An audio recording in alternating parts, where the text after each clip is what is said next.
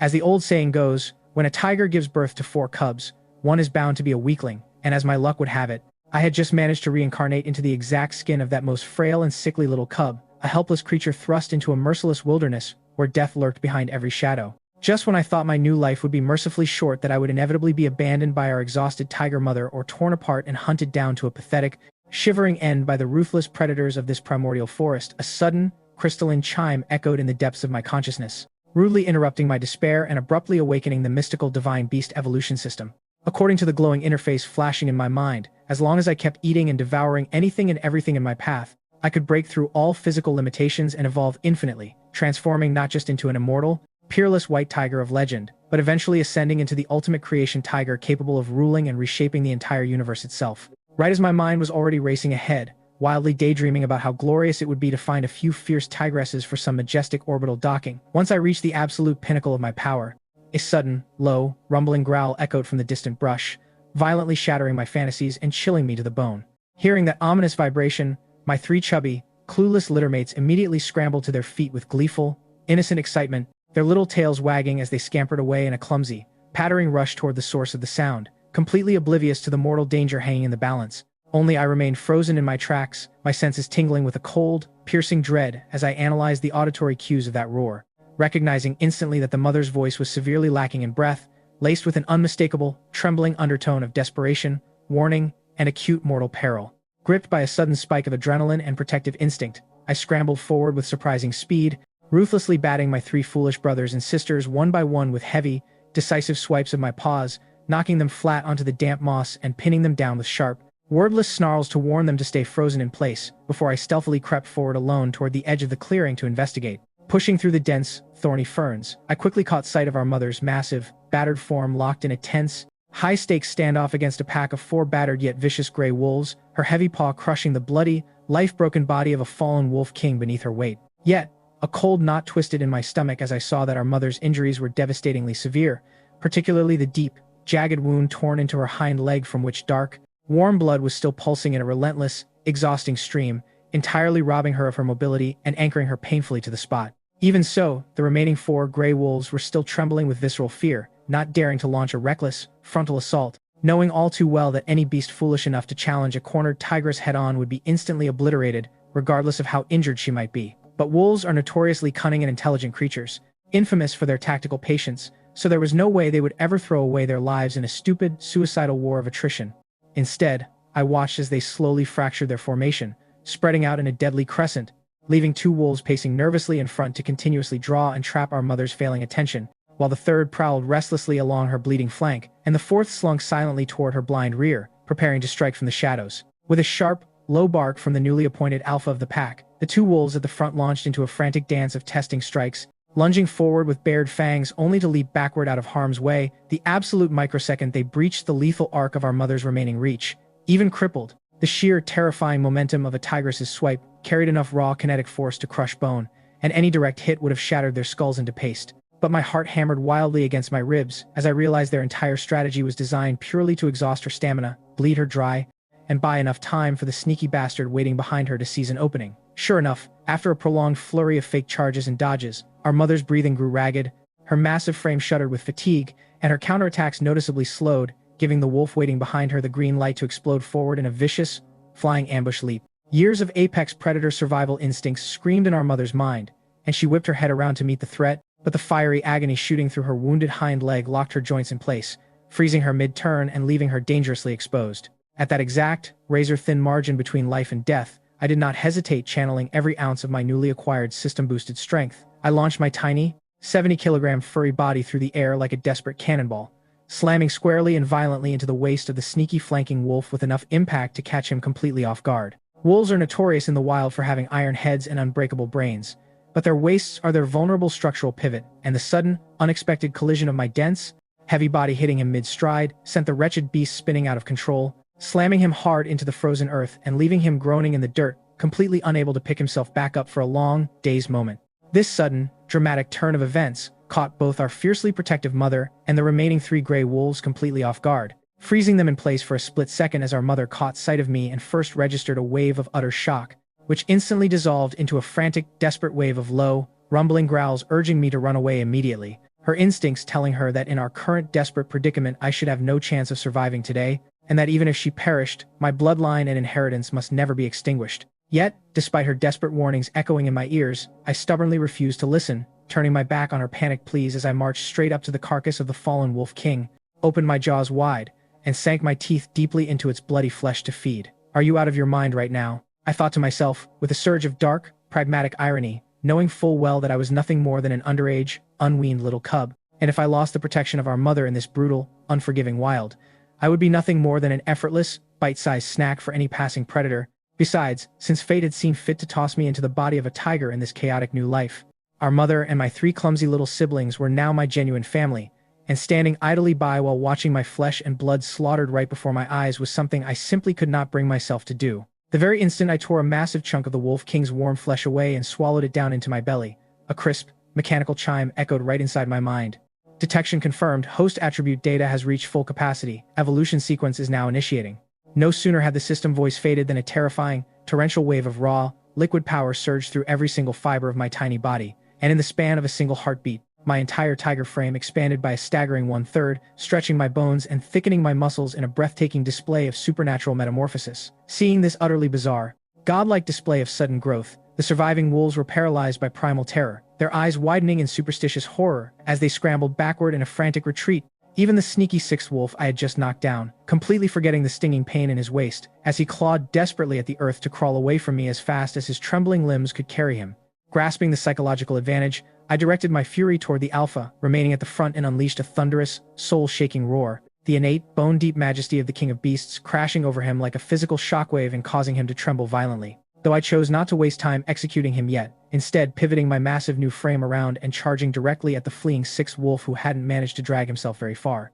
Launching myself through the air in a textbook aerial ambush style, I slammed my heavy, newly empowered paws straight down onto his back, trapping him flat against the dirt before he could even process my movement, and without giving him a single second to recover, I unleashed a merciless, non-stop barrage of heavy, brutal slaps across his head, turning the clearing into a chaotic blur of flying fur and pathetic yelps as I aggressively batted him around for a solid 2.5 minutes until his eyes rolled back and he was thoroughly knocked, completely unconscious, allowing me to swiftly and cleanly end his miserable life with one decisive bite to the throat. Witnessing how effortlessly and ruthlessly I had just dismantled one of their pack members, the final 3 gray wolves panicked entirely, turning tail and sprinting away in full flight, their survival instincts overriding everything as the deep-seated terror of tigers gripped their souls. But just as it seemed, the threat was receding. A chorus of high-pitched, childish squeaks and barks echoed from deeper in the thicket, freezing the wolves in their tracks and making my blood run ice cold. Both our mother and I exchanged horrified glances as we realized those were the helpless cries of my other 3 younger siblings,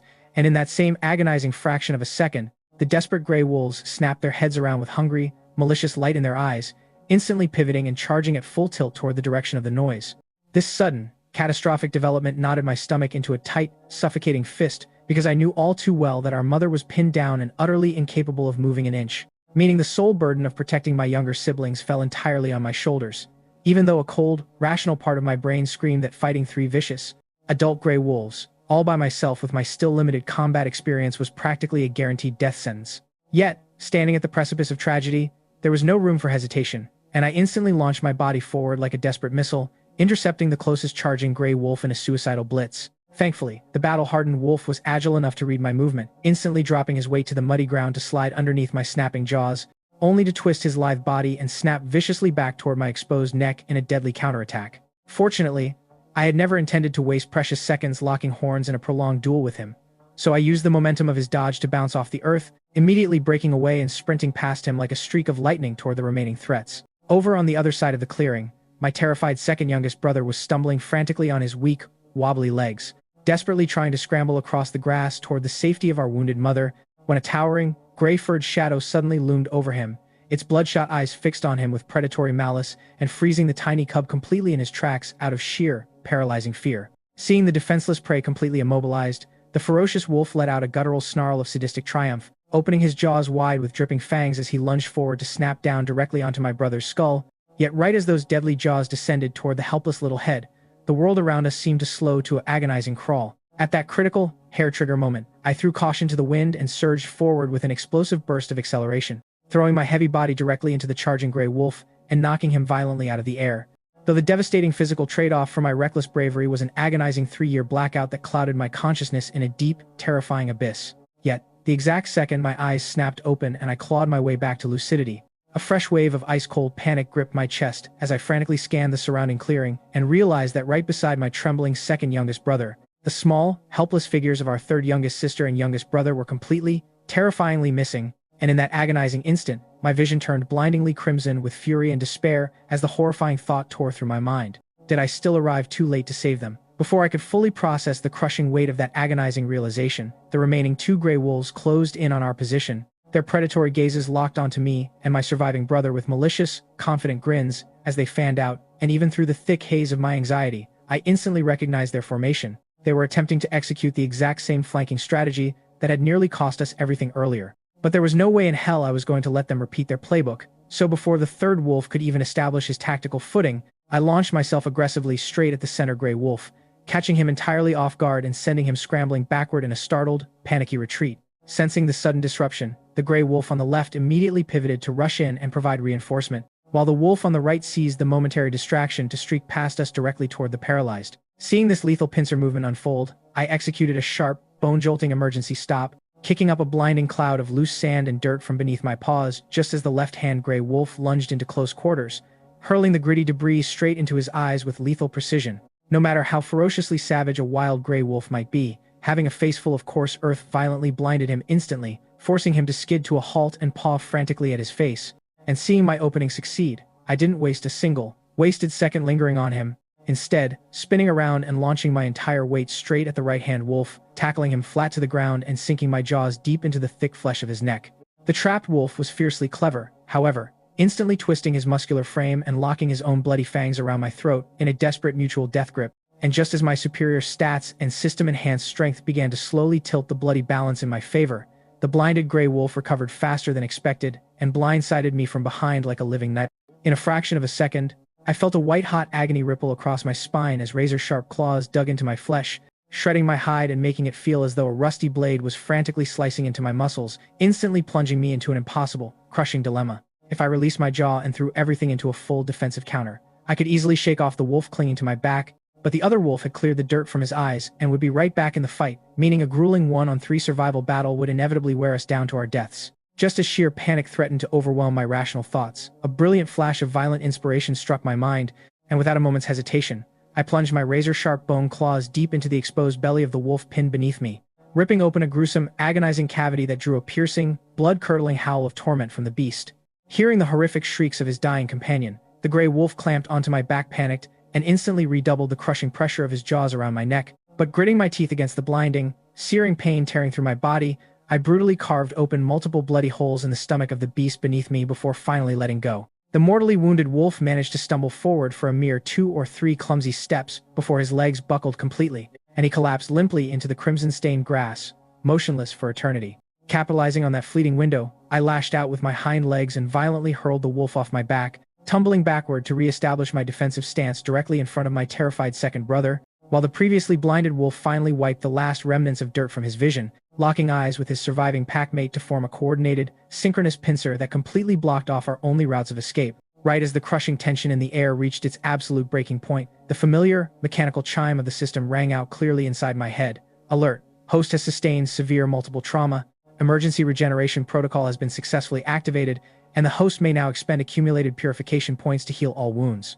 Hearing the sweet sound of the system notification sent a surge of ecstatic relief through my soul, reminding me of those vital drops of wolf blood I had consumed earlier, and in the next breath, a soothing cascade of emerald light washed over my battered frame, rapidly knitting my torn flesh and sealing my bleeding gashes shut.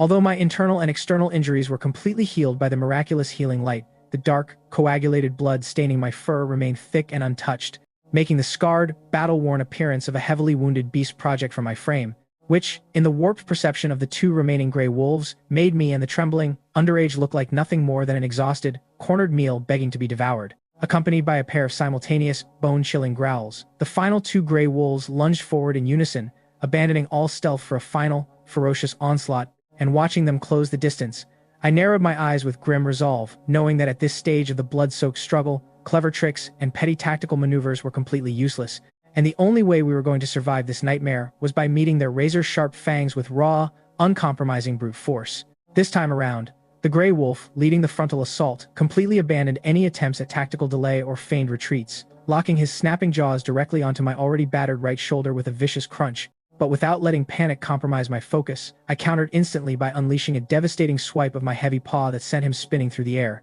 Yet, even as he flew, a sharp, white-hot burst of agony flared up from behind as the second gray wolf seized the opening to clamp his teeth fiercely into my hind leg. Recognizing the mortal peril of being trapped from multiple directions, I immediately executed a frantic, full-body inversion maneuver, a wild, desperate tumbling flip that slammed the aggressive beast straight into the rocky earth beneath us. In the exact same heartbeat, the first gray wolf I had just batted away recovered his momentum and lunged back into the fray with bared fangs. But in a split-second stroke of tactical desperation, I reared up completely onto my hind legs, using my height advantage to throw my entire body weight down onto the wolf pinned beneath me, crushing myself squarely against his soft, exposed belly, while simultaneously reaching out with my forelegs to grab the airborne wolf lunging toward me, sinking my teeth deep into the thick, vulnerable flesh of his neck. For a few agonizing seconds, chaos reigned supreme in the blood-soaked clearing. The two surviving wolves, though thoroughly terrified by my reckless ferocity, were fighting with the desperate fury of cornered predators, the wolf straddling my back, tearing viciously into my shoulder, while the one trapped beneath me thrashed and bit down hard into my rear shoulder blade. Just as our brutal three-way stalemate reached its most critical, suffocating tipping point, my terrified second youngest brother finally snapped out of his paralyzed stupor, his tiny brain struggling to process the impossible reality unfolding before his eyes, as he realized that I, the older brother he had always perceived as the most annoying and frail runt of the litter, was standing completely between him and execution, shedding my own blood to protect him without an ounce of hesitation. Seeing me visibly slipping into the disadvantageous end of this bloody tug-of-war, Little let out a high-pitched, courageous squeal of rage and charged headlong toward the melee to help me. But seeing him recklessly throw himself into the jaws of danger, I nearly choked on my own breath, mentally screaming out a furious reprimand in my mind. "Are you out of your absolute mind, you little idiot? If you are going to jump into a deathmatch, at least keep your mouth shut instead of screaming your lungs out like a blaring siren." Yet, right as those frustrated thoughts echoed through my head, a flash of absolute genius suddenly illuminated my tactical awareness. Wait a minute, Lar? How on earth did I completely forget about this ultimate biological weapon built right into my own anatomy? In the next fraction of a second, I whipped my thick, muscular tail high into the air, calculated the exact coordinates of the trapped wolf beneath me with lethal precision, and brought my tail down in a ferocious, devastating whip strike right between the beast's hind legs, accompanied by a sickening, high-pitched structural snap that echoed like a thunderclap across the silent valley. A shriek of such unimaginable, soul-crushing agony tore from the wolf's throat that it practically shattered the quiet of the wilderness, freezing my charging younger brother dead in his tracks with a look of absolute, jaw-dropping shock. As a proud young male tiger, witnessing such a barbaric and thoroughly emasculating strike, felt not a single shred of victorious joy, but rather a profound, shuddering wave of sympathetic phantom pain rippling through his own groin.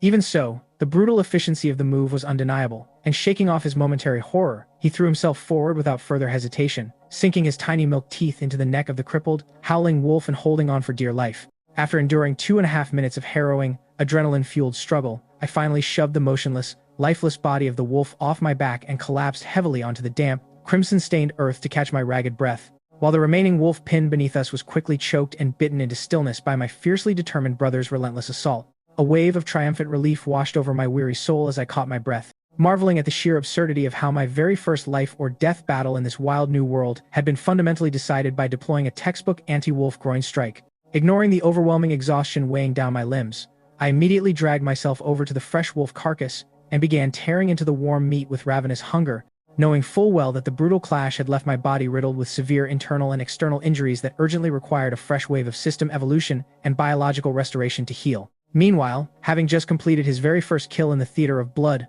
a wildly puffed up began prancing back and forth right in front of me with an insufferable, swaggering strut, attempting to bask in the glory of his achievement, only for me to casually reach out and slap him a full 8 meters away, into a patch of tall grass with a lazy swipe of my paw. It was only then, as the little guy scrambled back out of the foliage, that my sharp eyes caught sight of a pair of tiny, trembling figures hiding deep within the thick underbrush. Our third youngest sister and youngest brother had miraculously survived the chaos, huddled together in utter terror. Seeing all three of my surviving siblings alive and breathing finally allowed the massive boulder of anxiety to lift completely from my chest, though a sobering realization reminded me that if the system's emergency regeneration protocol hadn't magically bailed me out moments ago, my tactical arrogance would have spelled certain doom for us all, meaning I had to prioritize hoarding and reserving evolution points at all costs moving forward. After expending a precious evolution point to completely seal my remaining wounds and restore my vitality, I scooped up a completely intact, fresh wolf carcass in my jaws, and with my little brothers and sister trailing closely behind me in awe, I turned our steps back toward the direction where our wounded mother was waiting. Carrying the heavy, unbroken wolf carcass between my jaws, I hadn't marched more than a short distance through the dense, tangled underbrush before I spotted our mother, struggling to push herself up. Using only 3 of her limbs to awkwardly prop up her massive frame as she dragged herself forward toward where she thought her children had vanished, her fierce maternal instincts driving her to prepare for a final, desperate battle to protect us to her last breath. Yet, the very second her anxious eyes swept over the clearing and registered that all 4 of us little ones were standing there safe, sound, and alive, the relentless wall of combat, spirit, and adrenaline that had sustained her collapsed entirely, and she sank limply back down onto the damp earth in a state of utter physical exhaustion. Seeing her tumble down, I hurried forward and dropped the fresh wolf carcass right in front of her snout, nudging it toward her with an urgent, encouraging rumble to let her know she needed to eat and restore her strength immediately. Although our mother's injuries were devastatingly severe, they had not yet reached a point where recovery was completely impossible. They simply demanded a massive influx of rich nourishment and time to heal. As a stroke of incredible fortune, our hard-won victory from that chaotic skirmish had left us with a total of 5 intact wolf carcasses scattered across the field, an absolute bounty of meat that would be more than enough to sustain our family's nutritional needs for the next half a month. Working tirelessly, I hauled the remaining wolf bodies back to our temporary den one by one, and while my 3 surviving younger siblings immediately scrambled under our mother's warm belly to nurse hungrily, I settled down beside her and began meticulously licking her open wounds to clean away the dirt and disinfect the torn flesh. But as my tongue traced along the jagged, deep-set laceration torn into her hind leg, my pupils suddenly constricted into pinpricks of icy shock as I realized with chilling certainty that this particular wound was entirely inconsistent with the bite marks or claw strikes of a gray wolf, bearing instead the unmistakable, unnerving geometry of a man-made animal trap. The horrifying implication hit me like a physical blow. This meant that ruthless poachers were actively operating somewhere within the deep recesses of this vast forest, and if those human hunters were armed with powerful, thunderous firearms, then given our current crippled state and my own limited growth, forget about protecting my 3 tiny siblings, we wouldn't even be able to save our own skins if they stumbled upon our den. The only viable path forward was to nurse our mother back to health as rapidly as humanly possible, and then immediately orchestrate a complete migration deeper into the wilderness to escape this invisible human death net. Swiftly, a full half a month slipped away in a blur of survival, vigilance, and constant feeding, and under my meticulous care and the steady diet of wolf meat, our mother's external wounds had miraculously closed and healed over. However, because she had lost such a staggering amount of blood during that initial ambush, her vitality had been fundamentally shaken, leaving her current stamina and endurance crippled down to barely half of her normal, healthy prime, making it practically impossible for her to engage in high-intensity hunts or bring down large prey. While I was deeply racking my brain, pacing back and forth inside the den as I pondered how on earth I could source enough rich, medicinal nutrients to help our mother recover her lost primordial energy, a sudden, brilliant flash of inspiration sparked through my mind. This primeval forest was unimaginably vast and untamed, packed with ancient flora. So how could legendary, life-restoring tonics like wild ginseng and rare medicinal herbs possibly be missing from its fertile earth? Energized by this sudden realization, I instantly rose to my paws, stretched my growing muscles, and trotted purposefully out into the deep woods to begin my search. Given my current strength, boosted by multiple system evolutions, there were very few creatures left in this territory that could pose a genuine threat to me, as long as I steered clear of fully grown, territorial adult tigers or massive, apex-tier beasts. I was essentially an unmatched apex predator in this sector of the forest. Just as I was wondering where exactly I should begin hunting for these grand tonics, my peripheral vision suddenly caught a flash of frantic movement, and I spotted a small, twitchy squirrel behaving with suspicious stealth as it frantically dug into the dirt. An instant surge of predatory amusement washed over my thoughts, and I immediately flattened my body against the brush, creeping forward in absolute silence, while the oblivious little rodent remained entirely consumed by its excavation project, completely blind to the lethal shadow sliding up behind it. When I had successfully closed the distance to less than 2 meters away, I didn't hesitate for a split second, exploding forward with a sudden, powerful lunge and snapping my jaws shut to secure an easy kill that instantly netted me another 5 precious purification reward points. Yet, just as I was about to turn away in supreme satisfaction with my easy bounty, my eyes inadvertently drifted down into the small hole the squirrel had been furiously digging, and the next second, my pupils dilated with sheer disbelief and excitement as my mind screamed in triumph. Hell yeah! Isn't this exact bulbous root with its sprawling tendrils a wild ginseng root? And look at how thick and mature it is. Without wasting a heartbeat, I eagerly pushed my snout aside and began frantically clawing at the dirt with my front paws to dig it out, though I quickly realized with mild self-mockery that while tiger claws were undeniably razor-sharp and designed for tearing flesh, when it came to delicate, precise earth shoveling and root harvesting, a tiger's paws simply couldn't hold a candle to the natural digging proficiency of burrowing animals like badgers or moles. After laboring persistently for a grueling 5 minutes of frantic, dirt-flying excavation, I managed to successfully unearth a magnificent wild ginseng root weighing an impressive 9 ounces. And yet, the very first thing I chose to do was not to greedily devour it on the spot, but rather to lean down and carefully sniff its earthy aroma, using my heightened senses to track a similar scent trail until I quickly located a second, slightly smaller wild ginseng weighing over 7 ounces. Knowing that in the human world, high-grade wild ginseng roots of this caliber could easily fetch a small fortune worth tens of thousands of yuan, I let out a deeply humanized sigh of wistful melancholy as I thought about how terribly far away human civilization now felt, wondering when or if I would ever get to taste things like spicy hot pot, kung pao chicken, or boiled fish in chili oil ever again. However, I snapped back to reality almost immediately, gripping the 2 precious roots gently in my jaws and trotting over to a nearby bubbling stream to thoroughly wash away every speck of dirt. If I wanted to convince our fiercely proud mother to ingest these medicinal roots, it was already going to be a monumental challenge, and if they were still caked in mud, turning into a paste of wet concrete in her throat the moment she swallowed, she would undoubtedly reward my efforts with a vicious, bone-rattling swipe of her paw. Just the fleeting thought of our mother's terrifying disciplinary strikes sent a familiar, nervous shudder running down my spine. Once the roots were impeccably cleaned and glistening with fresh water droplets, I hurried back to our den and let out a series of low, respectful growls, urging our mother to consume the 7-ounce ginseng first. It wasn't that I was being stingy with the larger root, rather, I was acutely worried that her postpartum, heavily depleted body was still too weak and fragile to safely handle the overpowering potency of the massive 9-ounce tonic. Yet, the moment I pushed the smaller root toward her, her amber eyes narrowed with sudden, suspicious danger, as if she were glaring at me and thinking, "Are you mocking my current weakness and implying that I'm so finished I should switch to grazing on grass?" At that exact moment, I could practically read the violent choreography flashing through her mind regarding the exact acrobatic postures she planned to make me execute when she tossed me across the clearing. Sensing a catastrophic misunderstanding brewing in her maternal brain, I panicked, stepped forward, and impulsively clamped my jaws around the larger 9-ounce ginseng, crunching down and swallowing the massive root whole before she could react. But the second it slid down my throat, instant, crushing regret washed over me. Good grief. This was a 9-ounce premium wild ginseng, packed with untamed medicinal heat, and with my still maturing, modest little body, devouring such an extreme dosage felt like a guaranteed one-way ticket to blowing myself up from the inside out. Yet, right as my internal panic reached a fever pitch, the sweet, crisp chime of the system rang out like music to my ears. Host has ingested rare mountain treasure wild ginseng. Reward. De-evolution point.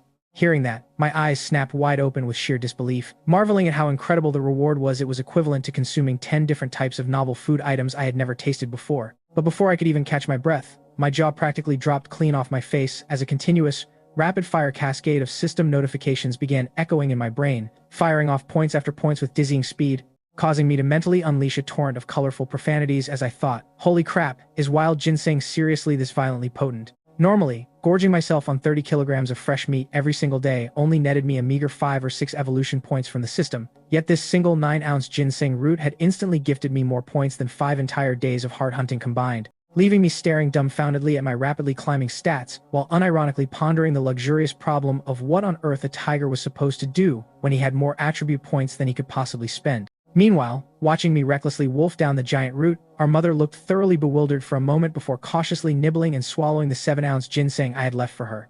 However, it wasn't long before she felt a ferocious, scorching heat erupt deep within her stomach, and the next second, 2 twin streams of bright red blood gushed violently from her nostrils. Overwhelmed by the sudden, turbulent rush of medicinal energy and physical discomfort, our mother panicked and lashed out with a furious backhand slap that caught me square in the back of the head, sending my innocent, smiling little self tumbling head over heels through the air as I flew a full 8 meters away. This comical dramatic flight left our second youngest brother, who was watching safely from behind our mother, frozen in utter shock for a second, before he immediately erupted into gleeful, hopping fits of triumphant squeaks and joyful cheers that essentially translated to, "Take that, big brother. You think you're so tough now, don't you? Why don't you get up and take me on then, you little punk?" But right as that triumphant gloating flashed across his tiny face, our mother suddenly doubled over as a violent, searing cramp twisted her lower stomach, and the next fraction of a second, an uncontrollable, hyper-powered blast of gaseous pressure erupted violently from her rear, sending the laughing, second brother flying head over heels backward through the air under the sheer force of the pressurized gale, drenching him completely in a foul, steaming mist that left him choking and sputtering in absolute horror. Staring in utter disbelief at the repulsive texture and suffocating stench soaking his fur, the poor little guy's entire world shattered right then and there. The very next morning at the break of dawn, I organized our pack and initiated our long-anticipated migration, knowing that the discovery of that poacher's animal trap hanging in the woods was a ticking time bomb that kept my nerves perpetually on edge. forcing me to recognize that since we clearly lacked the brute force to confront armed human hunters head-on, our only viable strategy was to run, hide, and vanish deep into the trackless wilderness. Yet, ever since I discovered the astronomical windfall of evolution points that wild ginseng had gifted me, the residual terror of near death had been completely replaced by an insatiable, reckless greed, turning me into a foraging maniac who felt compelled to march up and sample every single strange blade of grass, moss-covered stone, or colorful wildflower lining our path, though that enthusiasm crashed down hard the moment I spat out a mouthful of dirt and bark, coughing furiously and muttering, "Popf, what kind of repulsive piece of rotting driftwood is this? I actually thought you were some legendary caterpillar fungus for a second." Convinced I had finally struck gold when I stumbled upon a massive patch of brilliantly colored mushrooms, I eagerly scooped them up and swallowed them whole, but no sooner had they hit my stomach than a cold, robotic chime shattered my anticipation. Alert! Host has ingested wild Lepiota cristata bearing lethal neurotoxins, high risk of fatal systemic failure. Host may expend 10 evolution points to initiate emergency detoxification. Does the host wish to proceed? Before I could even mentally mash the affirmative button, my limbs seized up, my eyes rolled back into my head, and I collapsed flat onto the moss, convulsing violently from head to toe while foaming profusely at the mouth as I screamed in frantic, internal agony. "Purge! Hurry up and detoxify me, you useless system!" This bizarre, horrifying spectacle left my three little siblings staring down at my thrashing form with wide, uncomprehending eyes, whispering to each other in awe. Is Big Brother trying to demonstrate some kind of secret martial arts breathing technique? Look at how fast his back legs are twitching as expected of our fearless Big Brother. But the next second, amidst the stunned, identical gazes of our mother and the three little cubs, I miraculously sprang back up to my paws as if nothing had ever happened, though internally I was offering a bitter, exhausted self-reflection at my own stupidity. Talk about trying to steal a chicken, only to end up losing the grain you used as bait. Yet, right on cue, the system chimed again. Congratulations to host for successfully purging lethal systemic venom. Hidden passive skill internal resilience unlocked. Resistance of internal organs against viral and toxic damage increased by 30%. Hearing that wonderful notification instantly swept away every ounce of my previous gloom and frustration, leaving me standing there grinning foolishly to myself, which unfortunately led our mother to mistakenly assume that I had fallen completely in love with this desolate clearing and decided to halt our migration. Just as she turned her head to scan the surrounding terrain for an alternative resting spot, a sharp, rustling disturbance echoed abruptly from a nearby dense thicket of bushes. Hearing the suspicious rustle, our mother's amber eyes flashed with instant, razor-sharp vigilance as she crept forward to investigate, quickly discovering that the disturbance was being caused by a lone, wandering red deer. Having marched continuously under the sun all day long, the magnificent beast was desperately hungry and exhausted, completely unaware that a predatory shadow was closing in on him. Even though her postpartum stamina and endurance were still far from fully restored, our mother's hunting instincts pushed her forward as she stealthily flattened her belly against the ground and began stalking toward the red deer through the tall grass. Drawn by irrepressible, childish curiosity, the second youngest brother immediately scrambled along behind her like an eager shadow, while only our clever third youngest sister and our delightfully foolish, clumsy youngest brother obediently stayed put where we had left them. But just as our mother reached the optimal ambush threshold and prepared to launch her explosive strike, a sharp, brittle crack of a dry tree branch echoed directly behind her, instantly shattering the silence and alerting the red deer to mortal danger. Forced into a corner by the premature noise, our mother had no alternative but to launch her attack ahead of schedule, but the red deer possessed lightning-fast survival reflexes and bolted away like an arrow released from a taut bow, leaving us to watch helplessly as our mother struggled to close the distance, knowing all too well that given her severely injured and unrecovered physical state, her chances of successfully bringing down such a swift and agile prey were painfully slim. Struck by a sudden surge of fiery irritation at the blatant incompetence unfolding right before my eyes, I whipped my head around and glared daggers directly at the trembling second youngest brother, silently radiating a lethal warning that screamed, "If you screw this up, and we fail to capture this red deer, I swear I am going to strip you down and turn you into a smooth, legless tiger stick before the sun goes down." Instantly pivoting away from him, my sharp eyes rapidly scanned the intricate contours of the surrounding terrain, and a brilliant tactical calculation flashed through my mind as I realized that right along the red deer's primary escape route lay a dense, razor-sharp tangle of thorny briars. A wicked grin of inspiration crossed my face as I altered my course, sprinting in a low, lightning-fast bound toward the left flank of our charging mother. Just as my tactical foresight predicted, the panic-stricken red deer, desperately trying to avoid the impassable barrier of thorns ahead, was forced to cut a sharp, desperate turn toward the left, and the absolute microsecond he veered into my trajectory, I threw every ounce of raw explosive power into all four of my paws, breaking the sound of the wind as I launched my body forward with predictive precision, smashing my heavy frame directly into the deer's flank. The sheer kinetic violence of the impact was enough to flip the massive animal completely off its feet, sending him rolling hard into the dirt, and seizing that golden window of opportunity, our mother closed the distance in a single, magnificent aerial bound, pinning the struggling deer beneath her powerful weight and delivering the definitive executioner's bite of death, while the prey stared up with wide, hopeless eyes, letting out a triumphant, earth-shaking roar that echoed through the dense canopy. Our mother summoned the rest of the litter to the kill site, and the moment our eager second brother came trotting up with an obnoxious, self-satisfied swagger, our mother's maternal patience snapped entirely, and with a vicious flick of her muscular tail, she swatted him violently through the air. Tumbling head over heels across the forest floor in a pathetic ball of fur, the bewildered little cub scrambled back to his feet and scurried hastily behind our mother's legs to whine and file a pitiful complaint, whimpering, "Mother, look at Big Brother again. He's bullying me." Yet, to his absolute horror, the sight of his whining only fueled our mother's lingering annoyance, and with another effortless swipe of her tail, she sent him flying through the air all over again. Watching the poor second brother soar a full 8 meters away, with an expression of profound, soul-crushing despair plastered across his face, I completely lost my composure and snorted out a loud, uncontrollable burst of laughter, mentally mocking him with the thought that our resident royal flight ace had just suffered his second consecutive, humiliating combat mission rejection of the day. After letting the family gorge themselves on the fresh venison and taking a brief moment to rest my weary limbs, I trotted down to the edge of a nearby, crystal-clear stream to lap up some cooling water, staring down at my reflection shimmering in the gentle ripples as a wave of deep, bittersweet philosophical reflection washed over me. It was hard to believe that I had already spent 4 full months living, breathing, and struggling in the body of a tiger since my surreal reincarnation into this brutal wilderness, and as the undisputed king of beasts, my species was naturally, inherently locked in a state of mortal enmity with those self-righteous, destructive humans who constantly ravaged and polluted the natural world. Yet, standing there in the quiet shallows, a heavy, chilling moral question gnawed at the back of my mind. If the day ever truly arrived where I was forced to spill human blood to protect my family, how on earth would I make that agonizing choice?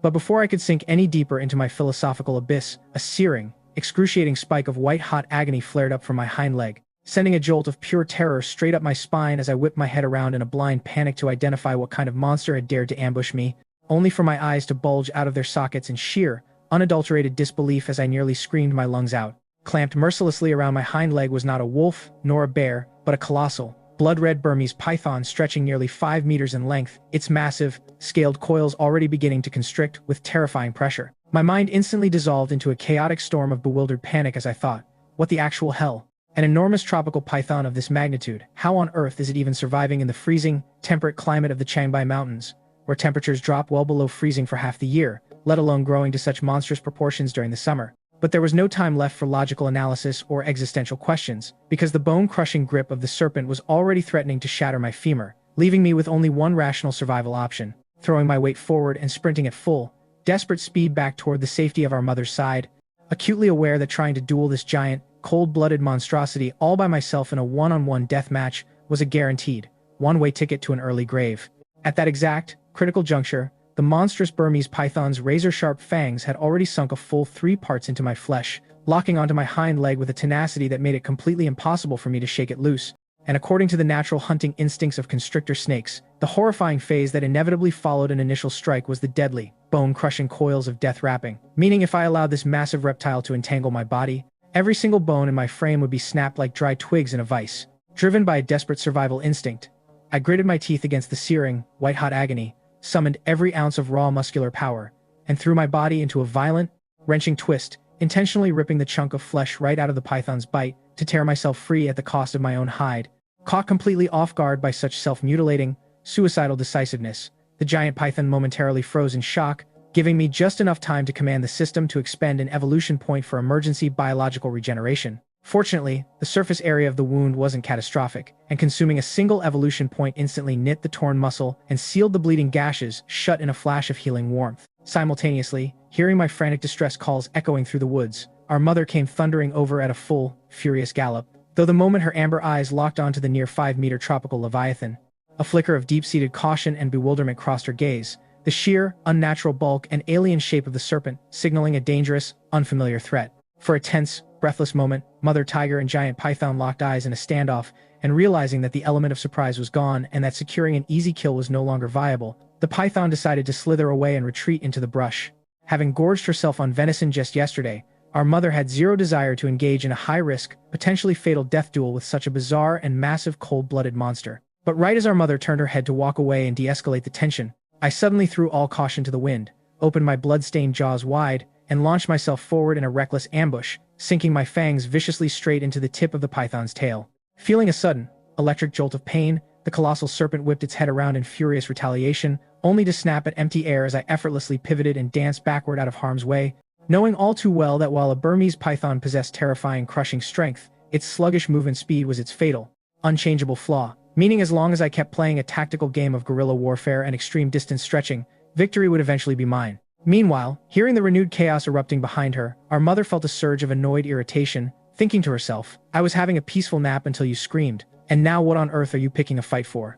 But the second she spun around to discipline me, she caught sight of the giant python whipping its massive head around and lunging directly toward the direction of my little siblings, and in that microsecond, a volcano of explosive, terrifying maternal rage erupted within her. What kind of arrogant bastard dares to bully my son right in front of my face? I might beat my own sons until they fly, but no outsider is allowed to touch even a single hair on their heads. Without a split second of hesitation, our mother roared with deafening fury and charged like a steamroller, sinking her massive fangs deep into the upper back of the serpent's neck, drawing a gushing torrent of dark, warm blood. Stung by the agonizing bite, the python tried to turn and strike at her, but our mother effortlessly sidestepped its clumsy lunge, and seeing her join the fray, a wave of triumphant excitement surged through my chest, knowing that with the system's rewards practically in the bag, our seamless mother-son tag team was about to turn this tactical nightmare into a massacre. Thus, we fell into a devastatingly efficient rhythm of combat, one of us constantly darting in to slash and harass, while the other pulled back to reset, leaving the giant python utterly battered, disoriented, and completely devoid of any counterattacking momentum as pain flared across multiple points along its scaled body. Overwhelmed by panic and physical trauma, the massive reptile had no choice but to rapidly coil its 5-meter body into a tight, defensive sphere, tucking its vital head deep within the center of its armored folds. Yet, against the relentless, coordinated onslaught of a tiger and her cunning offspring, even that defensive fortification was proving useless. Just when I thought we had the monster completely cornered and ready for the kill, disaster struck in a cruel twist of fate. While darting backward to evade a sudden, blind snap of the python's tail, our mother's paw slipped on a patch of loose, wet moss, sending her sprawling heavily onto the muddy earth. Seeing her tumble down, the crafty python instantly seized the golden opportunity, lunging forward with lightning speed to sink its massive jaws directly into our mother's hind leg. And by a sickening stroke of terrible coincidence, it clamped down precisely onto the exact same vulnerable spot where she had been previously wounded by the poacher's trap.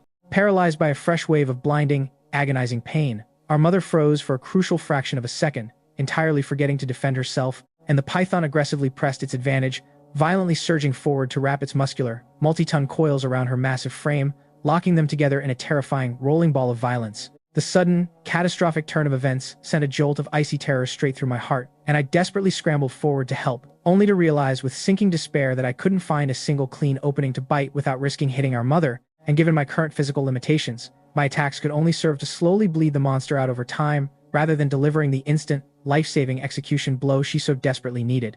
And right at that critical moment, the trapped mother was already beginning to show alarming signs of asphyxiation and suffocation from the immense, bone-crushing pressure, meaning she clearly could not last long enough for me to slowly and methodically bleed the monster to death over time.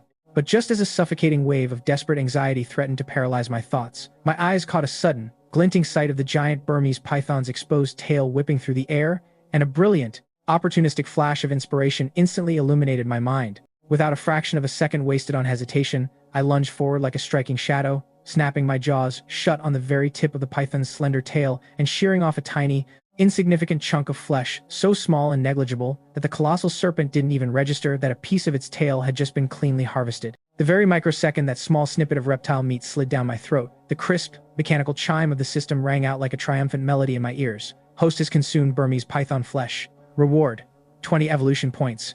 Hearing that notification sent a thrill of ecstatic realization through my soul, proving my exact hypothesis correct. The quantity of evolution points awarded by the system scaled directly in proportion to the raw combat power and threat level of the consumed creature, meaning tiny prey offered only basic, minimal points, whereas apex predators and massive beasts that posed genuine, lethal threats to my survival yielded vastly superior rewards. Without missing a beat, I instinctively channeled all of my newly acquired evolution points straight into strengthening my physical power attribute, and in the next breath, a torrential surge of raw energy flooded my muscles, making my entire body visibly expand and pack on dense, formidable mass. Keeping my cool amidst the chaotic violence of the struggle, I quietly locked my eyes on the python's fatal vulnerability, its 7th inch, the lethal heart zone. The window of opportunity would present itself only once, and right as our mother let out an instinctive, desperate thrash of agony that momentarily loosened the python's suffocating coils, the monster's critical 7th inch was suddenly exposed right before my eyes.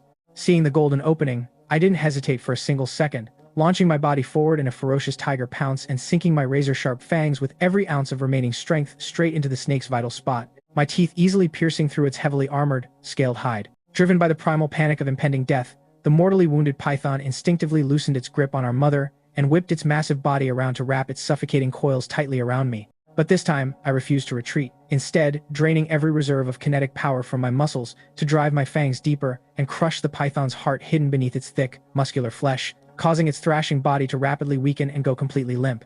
Seeing that the battle was finally over and the threat neutralized, I released my jaw and let out a long, shuddering sigh of relief, basking in the sweet taste of surviving yet another brush with death. But just as I lowered my guard to celebrate, the supposedly dead python, its heart completely shattered, exhibited a terrifying final reflex, snapping its jaws forward in a lightning-fast strike to clamp onto my neck. At that critical, hair-trigger moment of mortal peril, a streak of fierce yellow fur flashed through the air as our mother lunged forward, sinking her teeth deep into the serpent's massive head and slamming it violently down into the dirt, before applying the full, crushing force of her jaws to tear the snake's head apart and ensure it was truly, irreversibly dead beyond any shadow of a doubt. Yet, even with the reptile thoroughly destroyed, our mother's fury was still far from spent, and she continued to savagely maul and tear into the lifeless carcass in a cathartic release of residual rage, leaving me standing there with a helpless, ironic smile, as I thought to myself that she had probably never suffered such a humiliating, devastating defeat in her entire life, and the sheer danger of this encounter had truly pushed us to the absolute edge.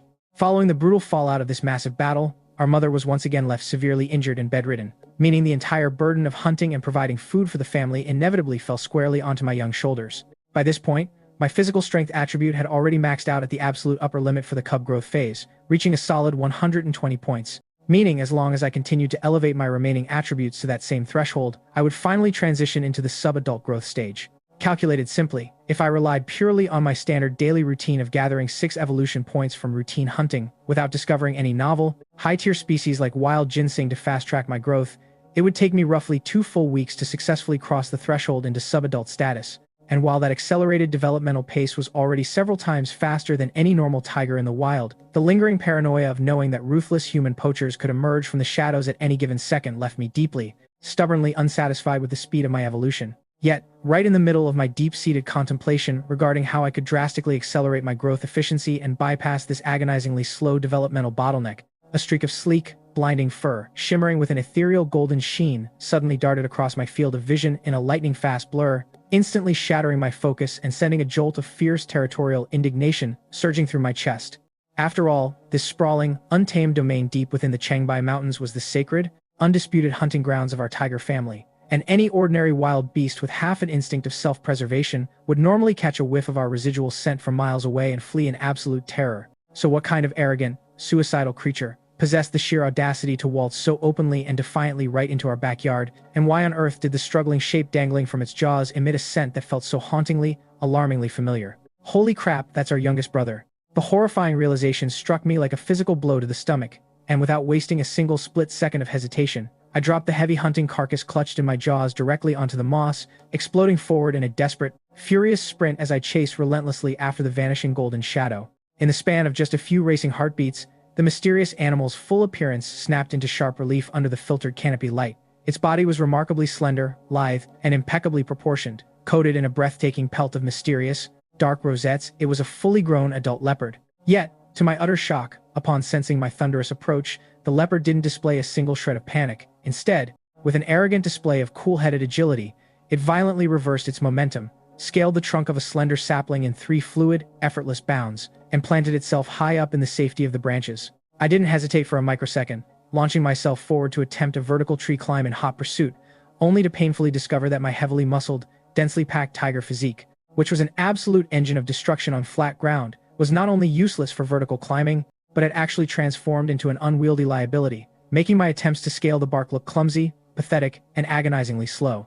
Seeing my awkward struggle from above, the leopard let out a silent, utterly mocking sneer of feline superiority, casually dangling our terrified youngest brother by the scruff of his neck before dropping him onto a thick branch, casually licking its lips as it prepared to snap the tiny cub's throat. Perched precariously on the limb, Little was completely paralyzed by heart-stopping terror, flailing his stubby paws wildly in every direction and snapping his jaws at empty air in a frantic, hopeless panic, though such clumsy, uncoordinated resistance was completely meaningless in front of a battle-hardened, experienced adult apex predator like the leopard, who simply stared down with cruel, sadistic amusement, waiting for the little cub to exhaust his last ounce of strength before delivering the fatal bite. However, right as the leopard opened its jaws wide and lunged forward for the kill, I threw caution to the wind and executed a desperate, physics-defying vertical leap from the ground, managing to clamp my teeth deep into the thick, vulnerable scruff of the leopard's neck at the exact microsecond of impact, hoisting its entire, struggling body up off the branch with a surge of raw, system-enhanced fury. Without giving it a single moment to counterattack,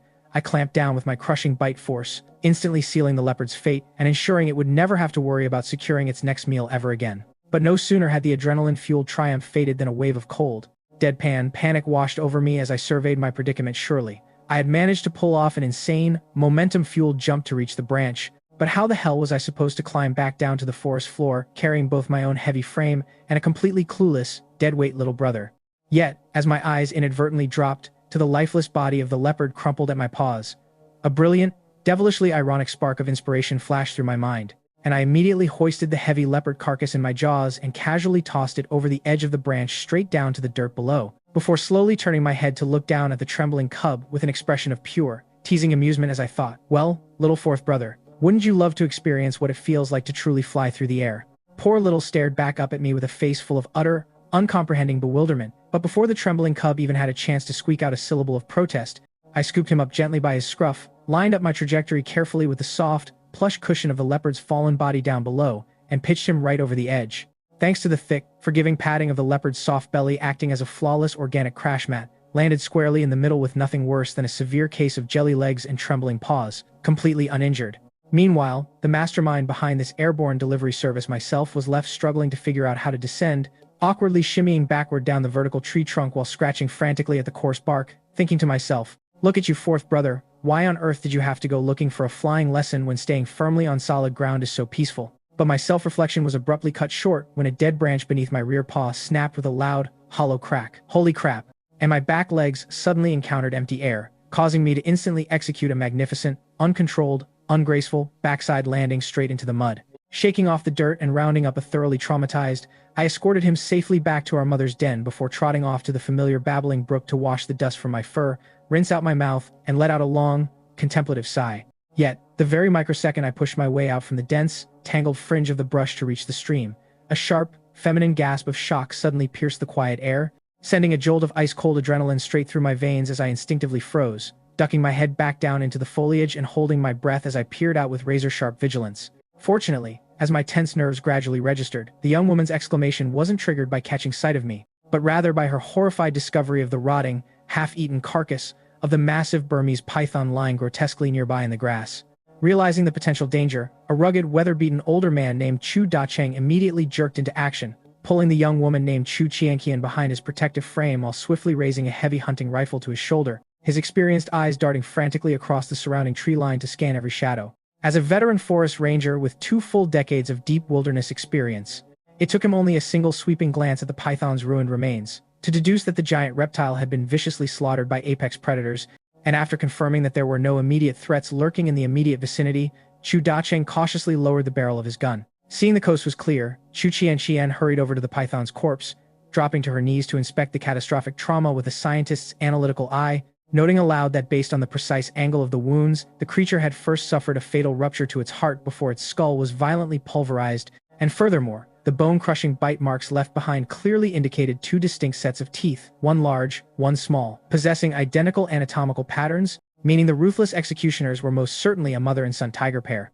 With that chilling deduction finished, she unclipped a small surgical blade from her utility belt and began carefully harvesting tissue samples, murmuring that according to recent confidential academic reports from her mentor, inexplicable anomalies involving abnormal, hyper-accelerated growth patterns in flora and fauna were popping up all over the world, making this strange snake meat an invaluable specimen she simply had to bring back for laboratory analysis. Hearing her whispered words from my hidden vantage point, a jolt of intense excitement shot through my mind. Could it be that the grand prologue of a global spiritual chi revival or cosmic mutation was already unfolding across the Earth? But right as the human pair finished collecting their samples and turned to pack their gear to leave, a deafening, earth-shaking roar suddenly exploded through the deep canopy, echoing with terrifying resonance across the entire valley.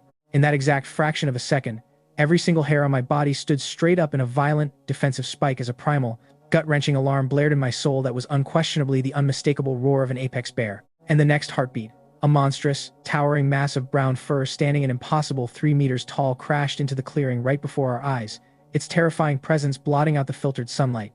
As my system automatically flashed the creature's formidable stats into my consciousness: species, a Surrey brown bear, strength, 275, speed, 223, endurance, 319. My spine turned completely to ice, and I began stealthily sliding my paws backward into the brush to retreat, thinking in sheer disbelief. Are you kidding me? This overgrown ball of muscle has stats that completely dwarf even our mother at her peak. How on earth is anyone supposed to fight that thing? Especially with that absurd, monstrous endurance stat of 319, I wouldn't even be able to scratch its thick hide or penetrate its fat layer even if I bit down with everything I had. Across the clearing, both Chu Qianqian and Chu Dacheng were trembling violently from head to toe, paralyzed by the sheer, crushing aura of the apex predator, yet driven by the fierce, selfless instinct of paternal love. Chu Dacheng swallowed his paralyzing fear and stepped forward to shield his daughter with his own body. He deliberately refrained from throwing his rifle to his shoulder and opening fire, knowing all too well that a poorly placed gunshot would instantly provoke the beast into a blind, murderous frenzy. But the massive brown bear, half-starved and driven mad by a fortnight of desperate hunger, was in no mood to reason or spare anyone, letting out a thunderous, saliva-spraying bellow before charging directly toward them like an unstoppable freight train. Seeing the monster bear bear down on them, Chu Dacheng didn't hesitate, shoving Chu Qianqian hard out of the path of destruction with a desperate roar of "Qianqian, run!" as he whipped his rifle up to fire. Yet, the charging brown bear didn't even slow down to acknowledge the weapon, instead, swerving its massive bulk and charging directly after the fleeing girl. Panic threatened to drown Chu Qianqian's senses, but even amidst the suffocating terror of the chase, her sharp intellect raced to analyze the life-or-death situation. What on earth did she have in her possession that could possibly divert the ravenous bear's attention away from her? Could it be the freshly harvested Burmese python meat she was still clutching in her sample bag? The brilliant, desperate realization struck her instantly, and she threw the plastic-wrapped snake meat as far away into the dense brush as her arms could manage. True to her instincts, the moment the pungent, bloody aroma of the reptile hit the bear's hypersensitive nostrils, the massive beast slammed on the brakes and veered violently toward the scent, abandoning its pursuit of her to lunge greedily at the meat. Seizing the microscopic window of opportunity, the father-daughter duo began stumbling backward in a frantic retreat, but just as they were about to cross the threshold of the tree line and escape the bear's line of sight, the creature devoured the meat in a single gulp, spun around with bloodshot eyes, and renewed its lethal charge toward them. With death staring them directly in the face, Chu Dacheng made a split-second, heart-wrenching maternal decision, yelling, "Qianqian, run! I'll hold him off," as he swiftly hoisted his rifle, planted his feet, and jammed his finger hard against the trigger. A massive, deafening explosion of gunfire suddenly tore through the quiet air, startling me so severely that I nearly jumped out of my skin even though I was already making tracks away from the danger zone. But the very microsecond my paws hesitated, a greedy, opportunistic thought flashed through my mind.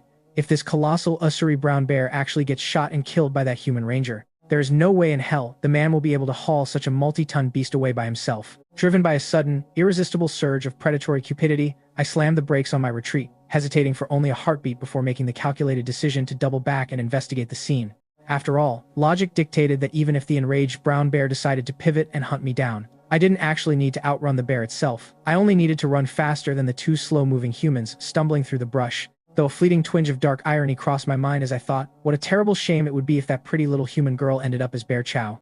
Meanwhile, back at the clearing, the massive brown bear stood coated in thick, glistening blood, its fury amplified rather than quelled by the heavy slug from Chu Dacheng's rifle that had struck squarely in its chest. Contrary to the veteran ranger's desperate prayers, the bullet hadn't intimidated the beast into fleeing, but had instead unlocked a berserk, unstoppable bloodlust, driving the monstrous predator to surge forward at an even more terrifying velocity. Seeing the giant bear close the distance like an avalanche, Chu Dacheng's face drained of all color, and he frantically whipped his hunting rifle up to squeeze the trigger a second time, praying for a miracle that never came as the roar of the gun failed to halt the charging juggernaut. Just as the bear's dinner plate-sized paw was raised to bring down a lethal, bone-crushing swipe directly upon Chu Dacheng's skull, the young woman Chu Qianqian, who had supposedly escaped to safety, suddenly burst out from the bushes, letting out a piercing, heart-stopping shriek of pure terror while simultaneously grabbing a jagged rock from the earth and hurling it with all her might straight at the charging monster. By a miraculous stroke of blind, cinematic luck, the stone flew true and struck the brown bear squarely in its sensitive eyeball, sending a blinding wave of excruciating,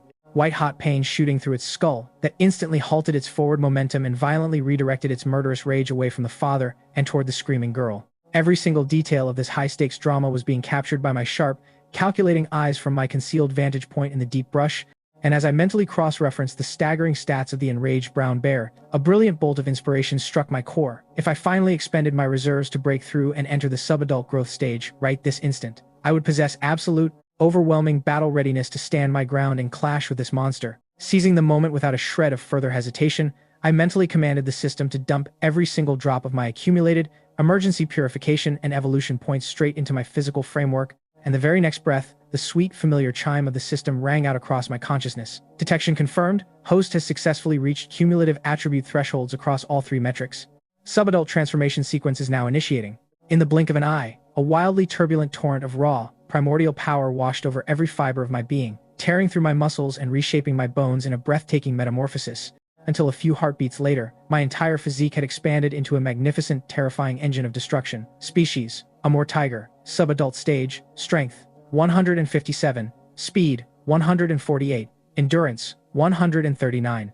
Just as I was about to revel in the overwhelming majesty of my brand new, powerful body, a frantic, grief-stricken roar from Chu Dacheng shattered the moment. "Qian Qian, you absolute fool, why didn't you run away?" Shouting in absolute paternal desperation, the rugged ranger threw his body directly over his daughter's frail frame, determined to use his own flesh and blood as a human shield against the bear's impending death blow. Seeing the massive paw descending toward them, I didn't wait another fraction of a second, exploding out of the shadows like a golden-striped thunderbolt and slamming my heavy, subadult tiger frame squarely into the side of the brown bear with enough kinetic force to throw the 800-pound giant wildly off balance. Without missing a beat, I scrambled forward and clamped my powerful jaws down viciously onto the deep, bleeding bullet wound the ranger had previously blown into the beast's chest. But even with my vastly upgraded strength, my sharp fangs only managed to sink a meager 3 parts into its thick, muscular hide before grinding to a halt against its bone structure. Stung by the attack and realizing that the creature daring to ambush him was nothing more than a juvenile Amur tiger, a wave of profound, absolute outrage ignited deep within the brown bear's soul.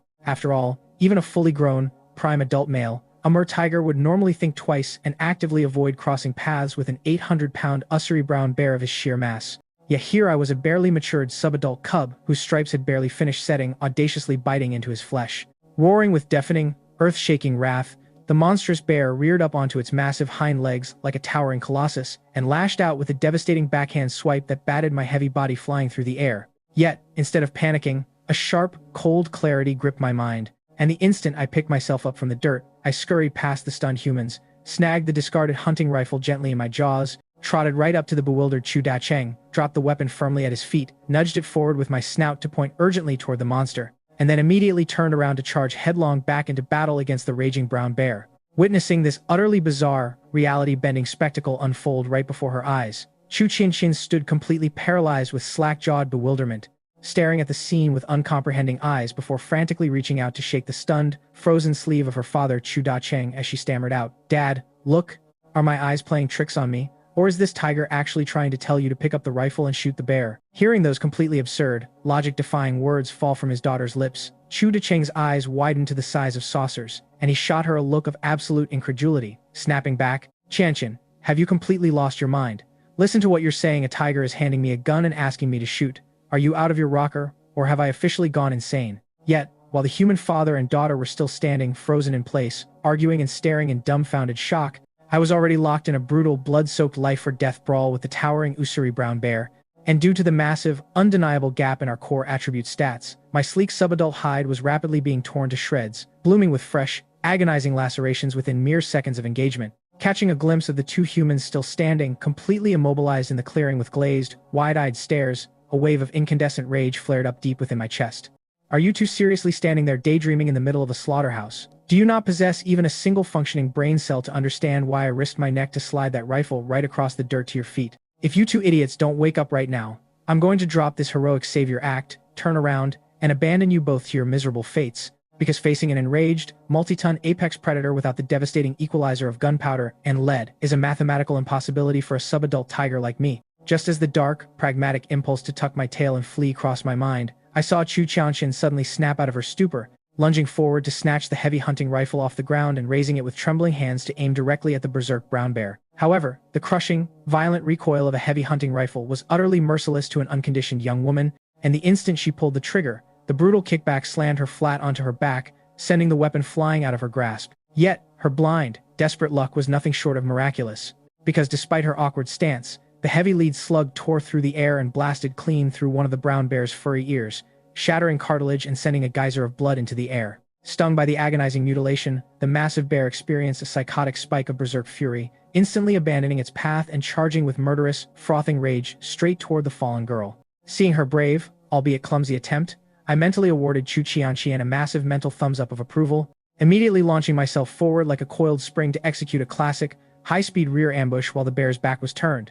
But to my absolute horror, right as I soared through the air at the apex of my leap, the massive brown bear whipped its head around with unnatural, terrifying speed, locking its bloodshot eyes directly onto my trajectory. A suffocating wave of pure dread seized my heart in a vice grip. Damn it, it's a trap. I've flown straight into a counter-ambush. In the blink of an eye, the towering colossus reared up on its massive hind legs, hoisting a paw as wide and heavy as a cast-iron skillet and bringing it down with catastrophic speed straight toward my skull. Feeling the crushing, hurricane-force wind pressure of that incoming blow, I desperately snapped my mental focus onto the system interface to inspect its updated stats. Species: Usuri brown bear. Strength: 299. Speed: 208. Endurance: 98. Special status: Berserk. Note: under Berserk status, endurance is drastically reduced while strength and speed receive a temporary to explosive surge, though it will inevitably trigger a severe physical collapse and exhaustion phase shortly after. End quote. Seeing those terrifying, rule-breaking stats flashing red on the screen, my internal sphincter clenched so violently I thought I'd pass out. What in the absolute name of all that is holy am I supposed to do against a strength stat touching 299? That monstrous paw is going to smash my brains out through my tailbone and turn me into a lobotomized vegetable with a single slap. Knowing with crystal clear certainty that dodging was physically impossible in midair, I made a split-second, agonizingly calculated sacrifice, throwing my right front paw directly into the path of the descending anvil of flesh. Accompanied by a sickening, high-pitched crunch of splintering bone, the catastrophic impact instantly severed my nervous connection, robbing me of all sensation and control over my right front leg. Yet, that split-second delay kept my forward momentum alive, and the very next heartbeat, I crashed into the beast's shoulder and buried my jaws deep into the bloody stump of its freshly severed ear, ripping the torn cartilage completely free. Stung by a fresh, blinding wave of excruciating agony, the monstrous brown bear let out a deafening, soul-shattering roar that shook the forest canopy, and taking advantage of its momentary disorientation, I kicked off its chest with my remaining strength, executing a frantic backflip to clear the lethal distance and landing heavily in the grass. Without wasting a single microsecond, I frantically swallowed the bloody piece of barrier I had just torn off down into my throat, and right on cue, the sweet, mechanical chime of the system rang out. Host has consumed flesh of a Usuri brown bear. Reward: 50 evolution point. Seizing the influx of reward points, I immediately commanded the system to burn 9 evolution points to instantly regenerate my shattered leg and heal my torn muscle tissue. Seeing that I had successfully managed to completely hijack the raging bear's murderous aggro and draw its undivided attention away from them, Chu Dacheng finally jolted out of his paralyzed fear, diving forward to scoop up the hunting rifle from the dirt. He knew better than anyone that relying solely on my subadult tiger form to claim final victory against this monstrous tank was a fool's errand. Yet he also understood with stark clarity that if I fell here, the relentless, blood-crazed brown bear would inevitably turn its unquenchable wrath back onto him and his daughter to slaughter them all in cold blood. Struck by a sudden wave of fierce, decisive resolution, as he recognized the imminent peril, Chu Dacheng shouldered his hunting rifle, drew a steady breath, and aimed straight for the raging brown bear's skull, squeezing the trigger with deadly intent. Yet, due to the heavy knocks, drops, and structural warping the weapon had suffered during the chaotic scramble through the forest, the barrel had unfortunately deformed just enough to throw off the trajectory, causing what should have been a brain-piercing headshot to veer off course and strike the bear merely in the upper back of its thick neck.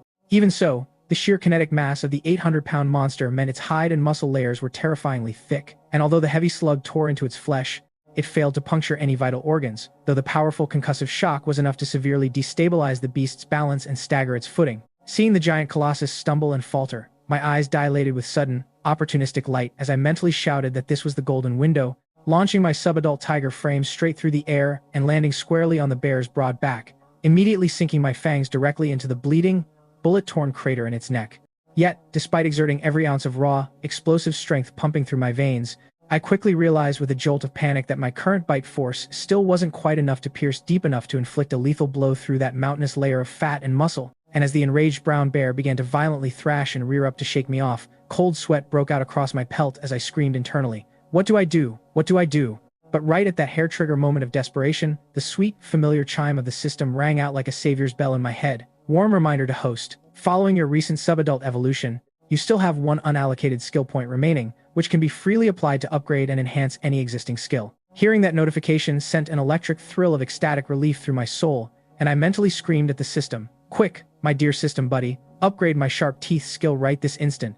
Ding! Congratulations to host. Sharp teeth has been successfully upgraded to iron teeth and copper fangs. Dental toughness increased by 60%, bite force increased by 60%, granting the ability to crush ordinary metals into shards. The moment the upgrade finalized, a surging, boundless wave of raw, destructive power flooded my jaw muscles, making my teeth ache with an overwhelming urge to clamp down, and without a second's hesitation, I poured another 20 accumulated evolution points directly into my strength attribute to push my physical parameters even higher, before lunging forward to clamp my newly reinforced jaws with devastating force straight into the bear's vulnerable cervical spine, instantly snapping its vertebrae and crushing its neck bones into fine fragments. In that exact heartbeat, the terrifying 800-pound Ussery brown bear gave one final, shuddering spasm and fell completely limp, its massive body collapsing dead into the crimson-stained earth, and raising my head, I let out a low, triumphant rumble toward Chudaching, silently communicating, "Good job out there, partner." With that, I lowered my head back down to begin eagerly feasting on my hard-earned gourmet meal, leaving the human ranger standing frozen in a state of utter, blank bewilderment. Operating on pure instinctual reflex, a stunned Chudaching instinctively reached into his pockets to reload his weapon, only to stare down with cold horror. As his trembling fingers brushed against empty cloth, his magazine was completely empty, every single round expended. Realizing their utter vulnerability, Chu Qianxian gently tugged at her father's sleeve, whispering in urgent, trembling tones, "Dad, don't do anything rash. While the tiger is completely distracted by its meal, let's hurry up and slip away quietly."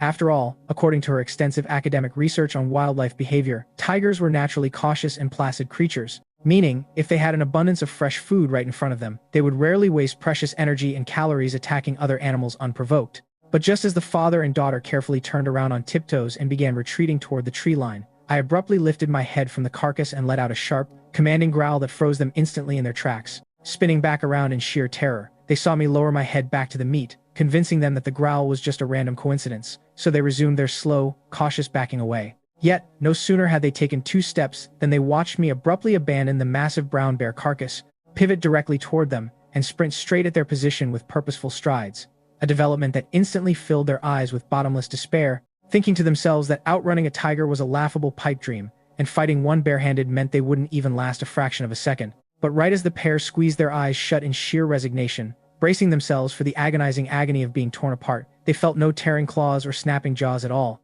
but rather felt my heavy, warm body gently bumping against their legs, nudging them forward with firm, undeniable persistence to signal that they needed to turn around and follow me back to the kill site, before I trotted leisurely back to the bear's body to resume my meal. Left standing in a daze of stunned incomprehension, the 2 humans exchanged blank looks, wondering if they had somehow just been kidnapped by a tiger. And as they stood there paralyzed, the sharp-minded Chu Qianxian suddenly noticed a subtle anatomical detail, her eyes widening in sheer disbelief as she leaned over to whisper breathlessly to her father, "Dad, if my eyes aren't deceiving me, didn't that tiger's right front paw look completely limp and broken back when it was fighting the bear?" Hearing those sharp, analytical words ripple through the quiet clearing, an immediate jolt of icy panic spiked through my chest, and while my mind raced frantically to brainstorm how on earth I could cleverly cover up my supernatural healing system and maintain my facade of ordinary wild supremacy, the veteran forest ranger Chu Dacheng effortlessly stepped in and handed me a seemingly logical, airtight explanation on a silver platter, theorizing out loud that an Amur tiger's muscle mass distribution and bone density structural integrity were vastly superior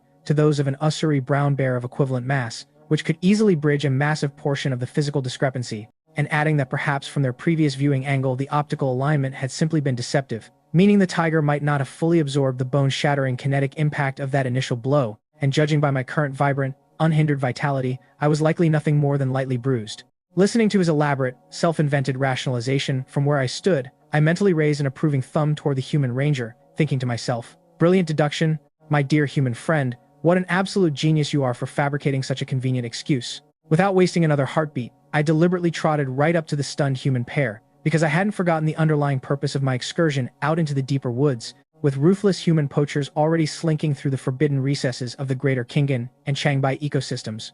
Relying solely on the exhausted, recovering strength of our mother and my own fledgling abilities was a dangerously slim margin of safety when it came to shielding my clumsy little siblings from harm. But if I strategically displayed an uncanny, human-level intelligence and acute sapience right now, I could deliberately showcase my priceless evolutionary value to these official forest stewards. With the backing and protection of human authority and conservation networks, I could leverage my system to rocket through my growth phases, entering maturity and scaling even loftier biological tiers of life with minimal friction. Without further ado, I stepped directly over to the discarded canvas backpacks the pair had dropped during the chaos, clamped my jaws around the straps, and violently upended them, spilling their entire contents, scattering across the forest moss as I eagerly searched for something worthwhile.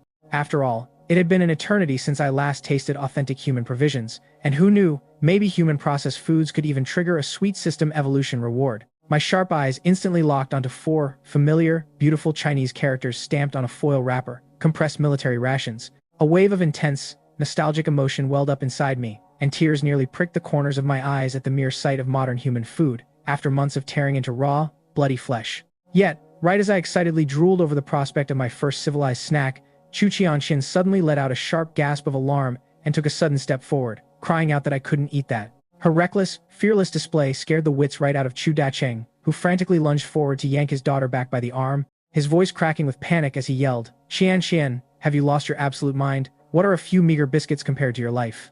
But Chu Qianxian pointed urgently at the rations, crying, "Dad, look. Those compressed biscuits are still sealed inside their chemical foil packaging and plastic wrappers." Hearing that realization, Chu Dacheng rolled his eyes so hard it looked painful, snapping back, "Well, duh. What kind of compressed rations don't come wrapped?" But a sudden, cold wave of dread washed over him as the horrifying implication finally landed. Good grief, was this tiger actually idiotic enough to swallow the toxic plastic wrapping along with the food?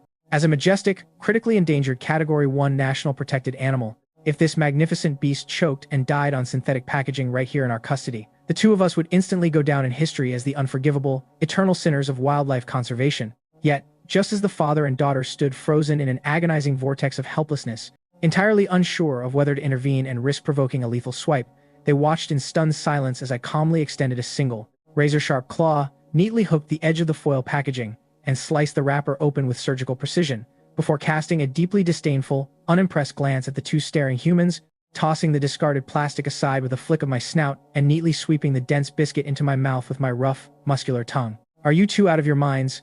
What kind of backward forest beast do you take me for? Who on earth doesn't even know how to unwrap a simple snack?" As those delicious, modern, compressed military rations slid down into my belly, I was greeted by a sudden, delightful chime from the system interface. Host has consumed human processed provisions. Reward: 1 evolution point.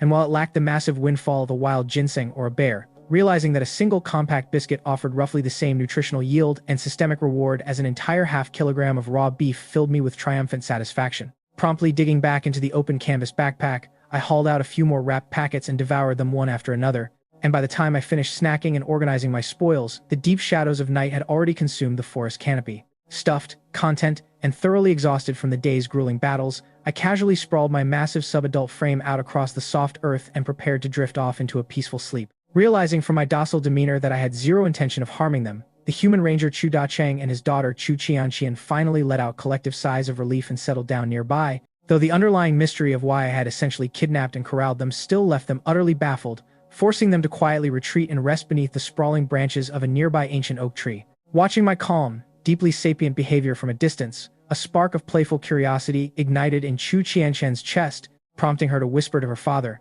"Dad, this tiger is so uniquely intelligent, don't you think we should give him a proper name?"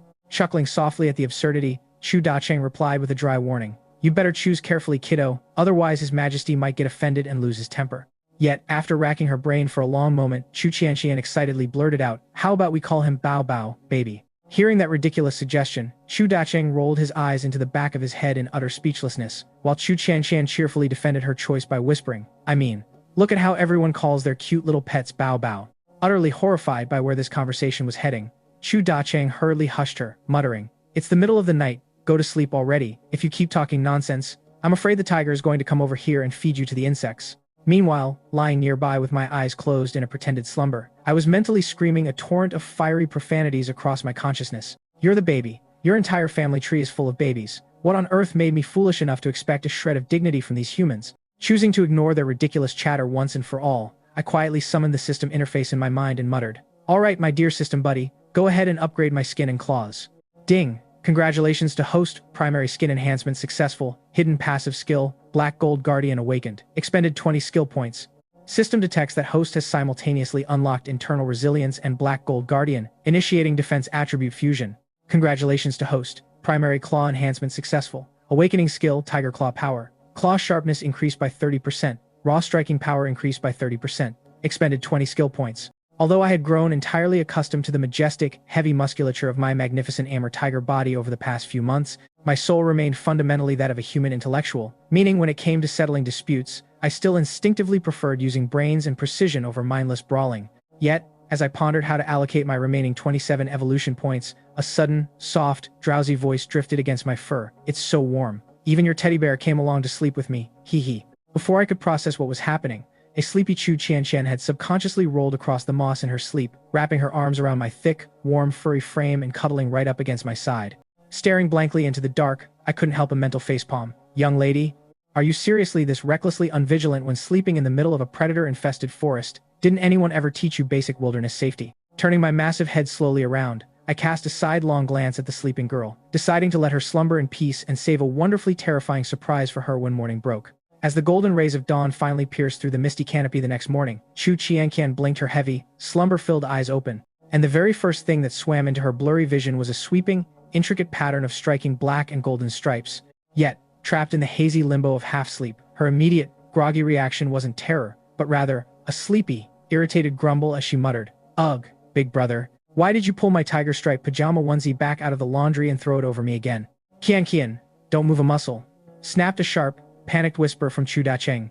Instantly jolted wide awake by the sheer urgency in her father's voice, Chu Qianqian snapped her eyes fully open, her gaze locking directly into my massive, piercing, amber-colored eyes staring down at her from just inches away, while her delicate, trembling hand was currently clutching and pulling firmly on a thick clump of fur right at the back of my neck. Absolute, freezing terror gripped her heart as her brain raced to process a terrifying realization.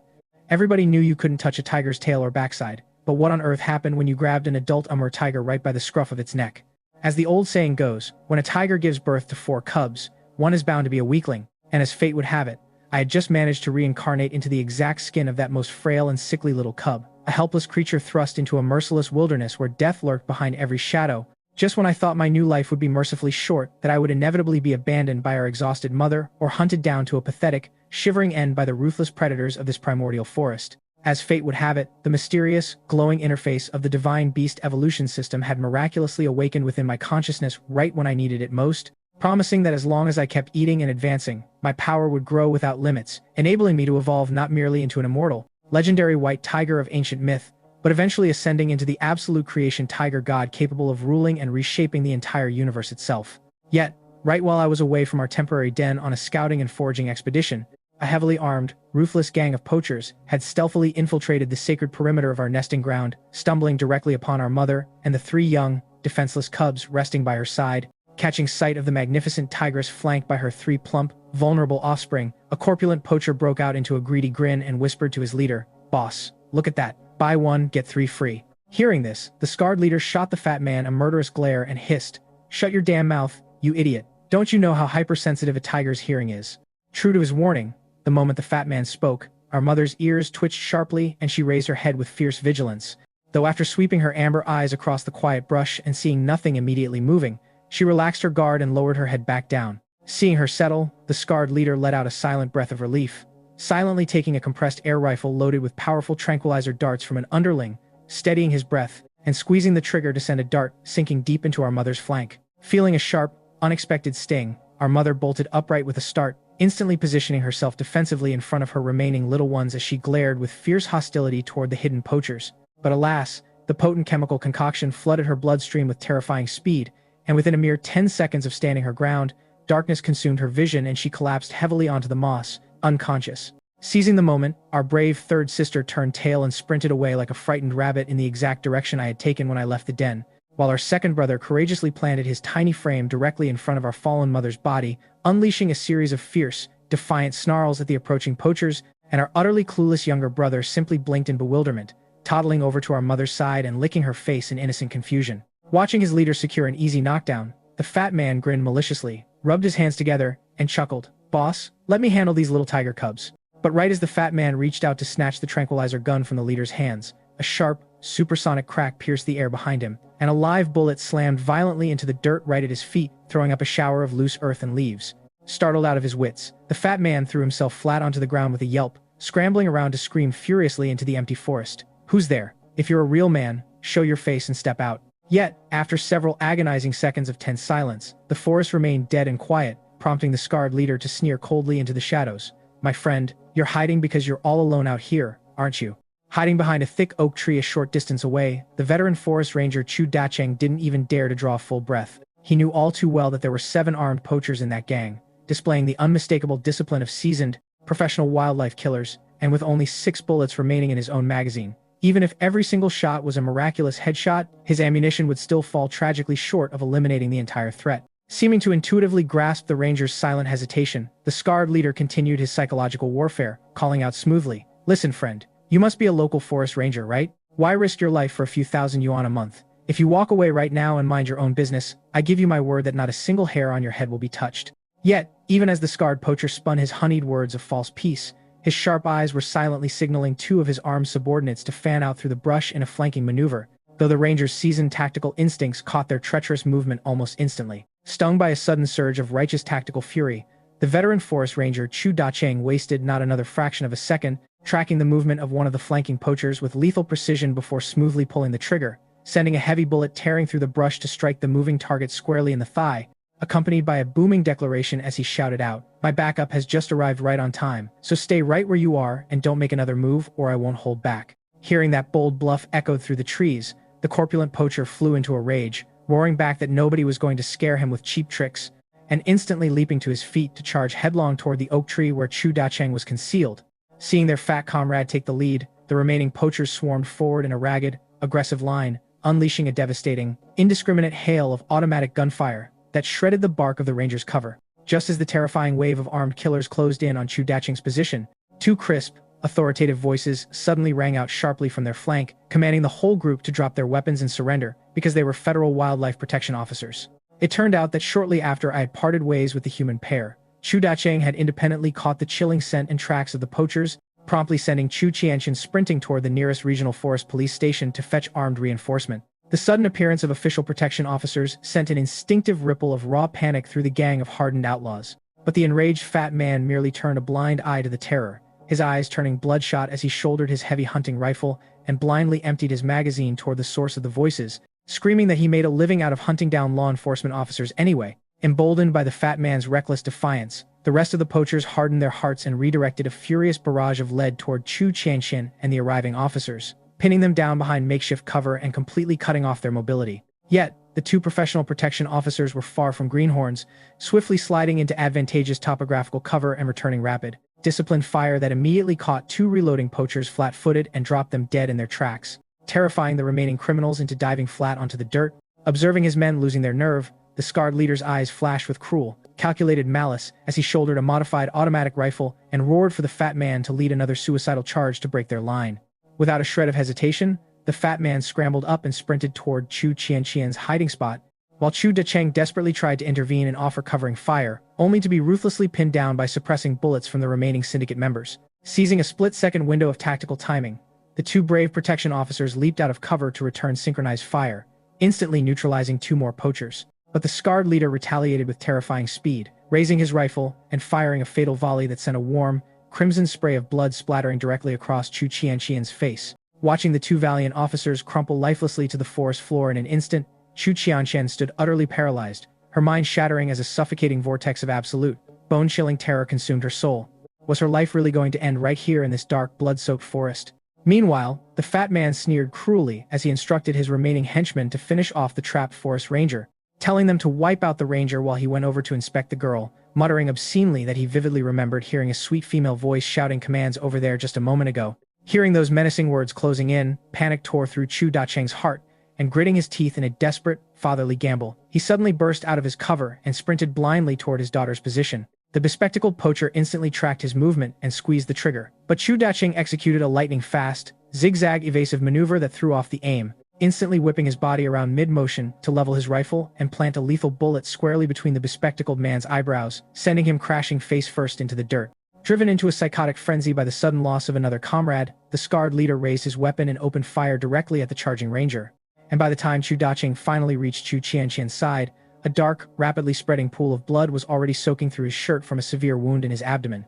Coughing up warm blood, the wounded father looked down at his terrified daughter and rasped, "You foolish girl. Why on earth did you come back here? Run, Daddy will hold them off.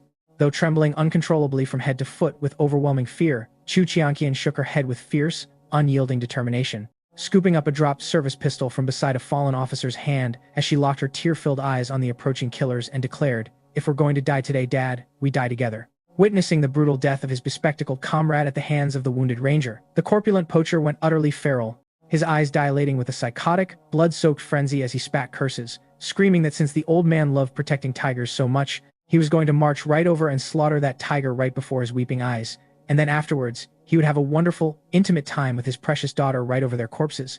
Shouting these vile threats, the fat man stomped away toward the clearing where little Hular and our unconscious mother lay, raising his heavy hunting rifle to his shoulder and resting his finger on the trigger to deliver the fatal shot. But right as he prepared to execute the innocent cub, a streak of blinding, furious white lightning exploded out from the dense side brush, slamming into his body with the unstoppable kinetic fury of a freight train and instantly tackling him flat to the dirt. As the old saying goes, when a tiger gives birth to 4 cubs, one is bound to be a weakling, and as fate would have it, I had just managed to reincarnate into the exact skin of that most frail and sickly little cub, a helpless creature thrust into a merciless wilderness where death lurked behind every shadow. Just when I thought my new life would be mercifully short, that I would inevitably be abandoned by our exhausted mother or hunted down to a pathetic, shivering end by the ruthless predators of this primordial forest, the mysterious, glowing interface of the divine beast evolution system had miraculously awakened within my consciousness right when I needed it most, promising that as long as I kept eating and advancing, my power would grow without limits, enabling me to evolve not merely into an immortal, legendary white tiger of ancient myth, but eventually ascending into the absolute creation tiger god capable of ruling and reshaping the entire universe itself.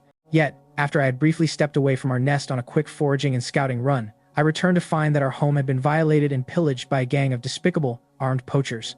Seeing the fat man raising his weapon to murder my defenseless sibling, I transformed into a living bolt of white lightning, hurling myself across the clearing to tackle him to the earth, and staring down into his dilated, terror-stricken eyes, I did not hesitate for a single microsecond, opening my massive, blood-stained jaws wide and bringing them down with bone-crushing force to instantly terminate his wretched, wicked life. However, despite my predatory nature, I deliberately chose not to tear into his flesh to feed, knowing full well that while consuming the meat of various creatures was the core mechanic of the system, my core identity as a human being meant I still held fast to that single, inviolable moral bottom line. Releasing the fat man's lifeless carcass, I instantly pivoted my massive frame and surged forward toward the next armed poacher in the clearing, while the scarred leader frantically raised his rifle and opened fire, a storm of turbulent thoughts racing through his mind as he wondered why an adult male tiger was suddenly roaming this specific territory when it wasn't even mating season. Yet, realizing that attempting to harvest and abduct our tranquilized mother was now a hopeless pipe dream, and knowing that the fallen protection officers had undoubtedly transmitted a distress signal for armed backup before they died, he calculated that he had a strict window of less than 15 minutes to slaughter every living witness remaining in the valley, if he wanted any hope of escaping alive, prompting me to suddenly lash my thick tail through the air and aggressively turn my heavy rear end directly toward his line of fire. As the chaotic firefight escalated, my lightning-fast pivot abruptly altered the portion of my 2-3-meter-long side profile exposed to the scarred leader's line of sight, reducing my vulnerable target area down to a mere few tens of centimeters of width centered squarely around my heavy hindquarters. This sudden, unexpected tactical shift completely threw off the gunman's aim, causing the panicked poacher to empty the remainder of his magazine into the empty air before he even realized what had happened. The very instant I heard the sharp, rattling crack of the rifle fire stutter and halt, I didn't waste a single millisecond, launching my massive body through the air like a predatory missile to plunge directly into the remaining underlings, lashing out with razor-sharp paws to inflict devastating, critical wounds on 2 of them with a single sweep.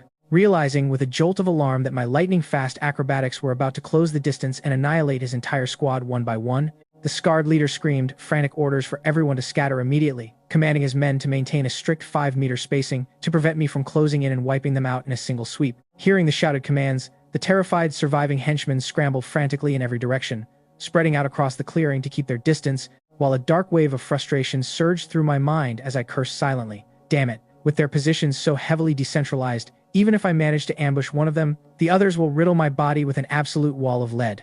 If they couldn't land a shot on a moving target from 10 or 8 meters away, they wouldn't just need a neurologist, even an eye doctor wouldn't be able to save their blind souls. For a tense, suffocating moment, my racing mind completely failed to conjure a viable breakthrough strategy, leaving me with no choice but to bound backward and take temporary refuge behind the massive oak tree trunk where Chu Qianqian and her father were cowering. Startled by my sudden, abrupt appearance right beside them, Chu Qianqian let out a sharp gasp of fright and instinctively raised her service pistol to aim directly at my head. only for her eyes to widen in stunned disbelief the next second, as she realized I had zero intention of attacking them.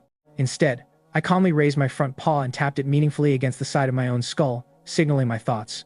Displaying an uncanny, breathtaking level of sapience and intuition, the father-daughter duo instantly grasped my subtle message, and in that exact heartbeat, a brilliant tactical counterplot ignited in my own mind.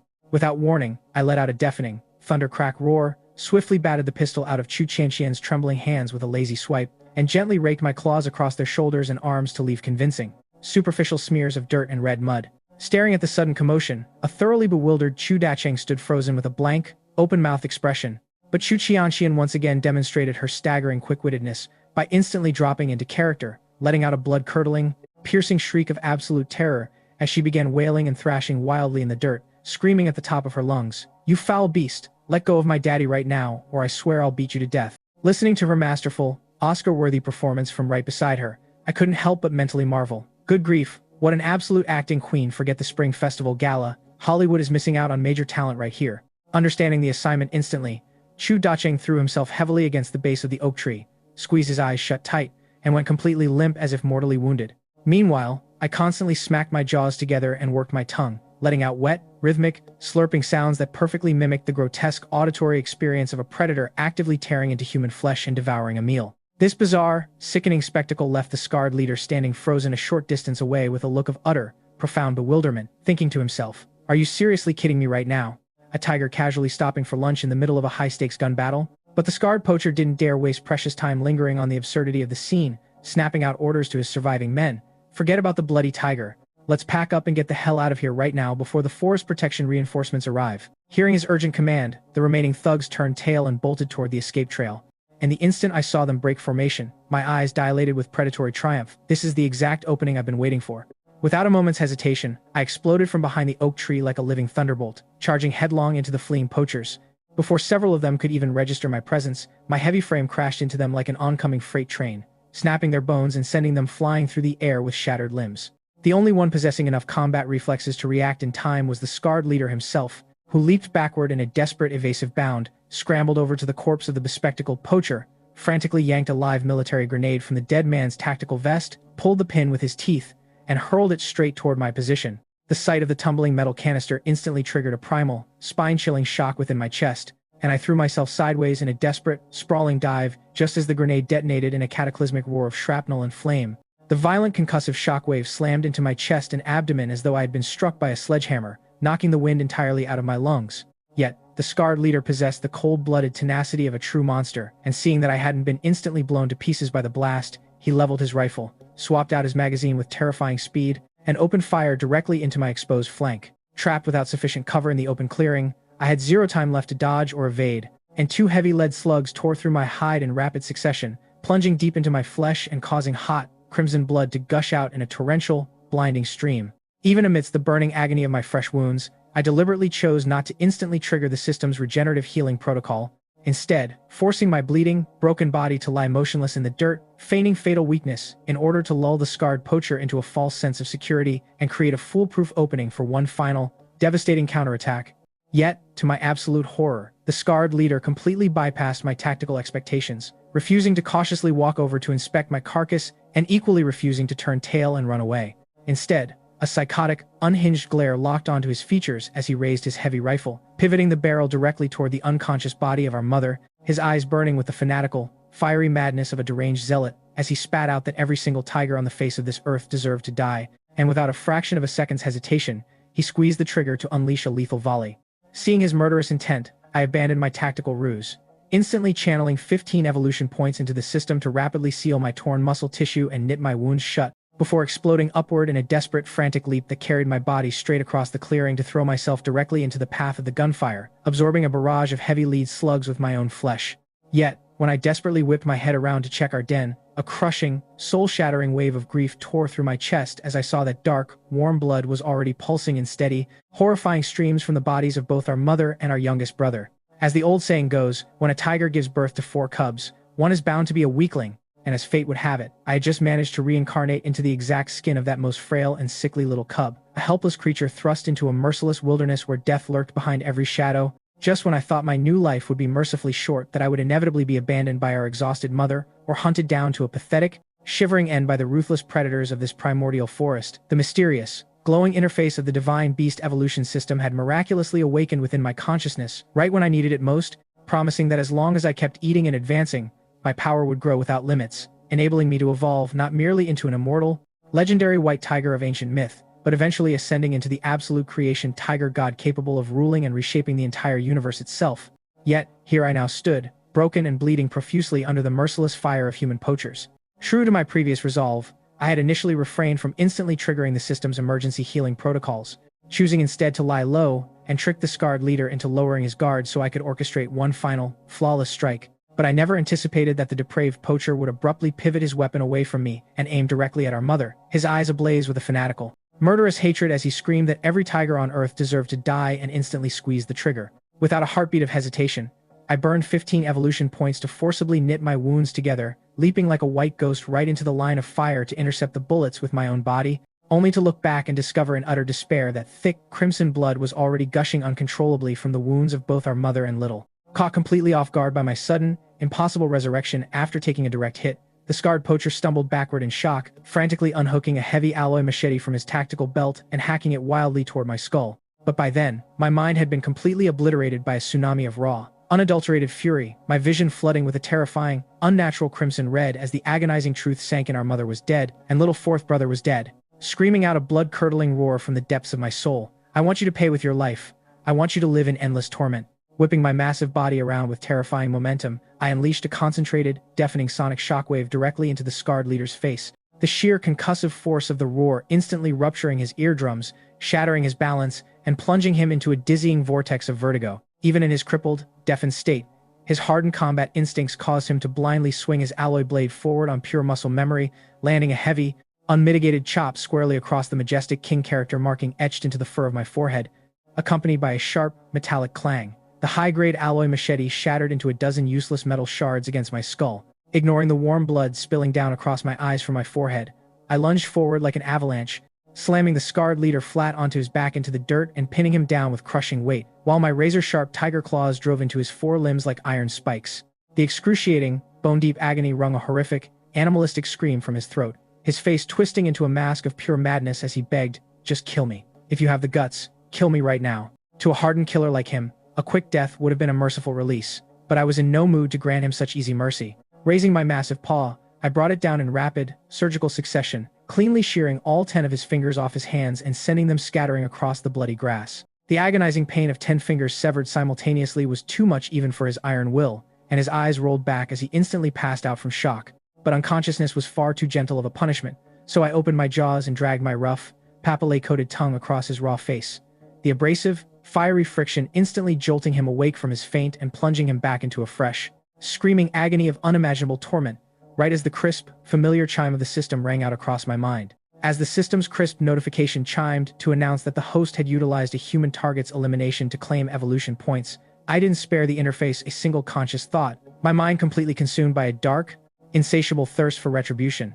Springing upward with raw, calculated cruelty, I brought my heavy paw down with crushing force to snap the scarred leader's leg bone into splinters, and continuing my relentless, sadistic torment, I systematically fractured every single bone in his body, before finally granting him a horrific, excruciating preview of the eunuch's life, keeping him alive and screaming through the agony until the distant, heavy thumping of helicopter rotor blades finally thundered through the mountain air, at which exact moment I sank my fangs deep into his throat to sever his windpipe permanently. In that precise second, the system's voice rang out once again. Congratulations to host for completing the first execution of a human boss.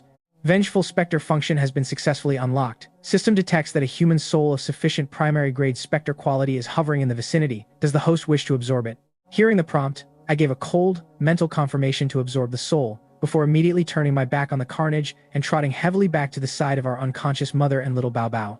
Remembering all the tender, fierce moments of protection our mother had showered upon us since my reincarnation, a suffocating ache gripped my heart as if an invisible, iron fist were squeezing my soul. Seeing that I had successfully dismantled the entire poacher syndicate, Chu Qianqian struggled to her feet, waving her arms frantically toward the descending rescue helicopter to signal the pilot. When the armed backup officers dropped from the chopper and caught sight of my massive, blood-stained Amur Tiger frame standing over the battlefield, they panicked instantly, frantically raising their submachine guns to aim directly at my chest. Seeing their hostile stance, Chu Qianqian bolted forward without a second's hesitation, planting her own body directly between their barrels, and my face to shield me. Sensing the sudden commotion, our second brother instinctively scrambled forward from our mother's side with a vicious snarl, attempting to lunge at the approaching human, but I lazily swung my heavy paw and batted him flying straight back onto the moss beside our mother. Realizing that I was displaying disciplined restraint and zero intent to attack, the protection officers cautiously lowered their weapons, and Chu Qianqian hurried over to our mother's side, dropping to her knees to conduct a rapid medical examination, announcing with relief that the tiger was going to be fine since the entry wounds hadn't punctured any vital organs, and our current unconsciousness was simply the result of an excessive overdose of poacher-grade tranquilizers, meaning a quick transfer to the Northeast Tiger Breeding and Rescue Center would have her right as rain in no time. Hearing her expert diagnosis, I froze for a second before a wave of ecstatic relief washed over my soul.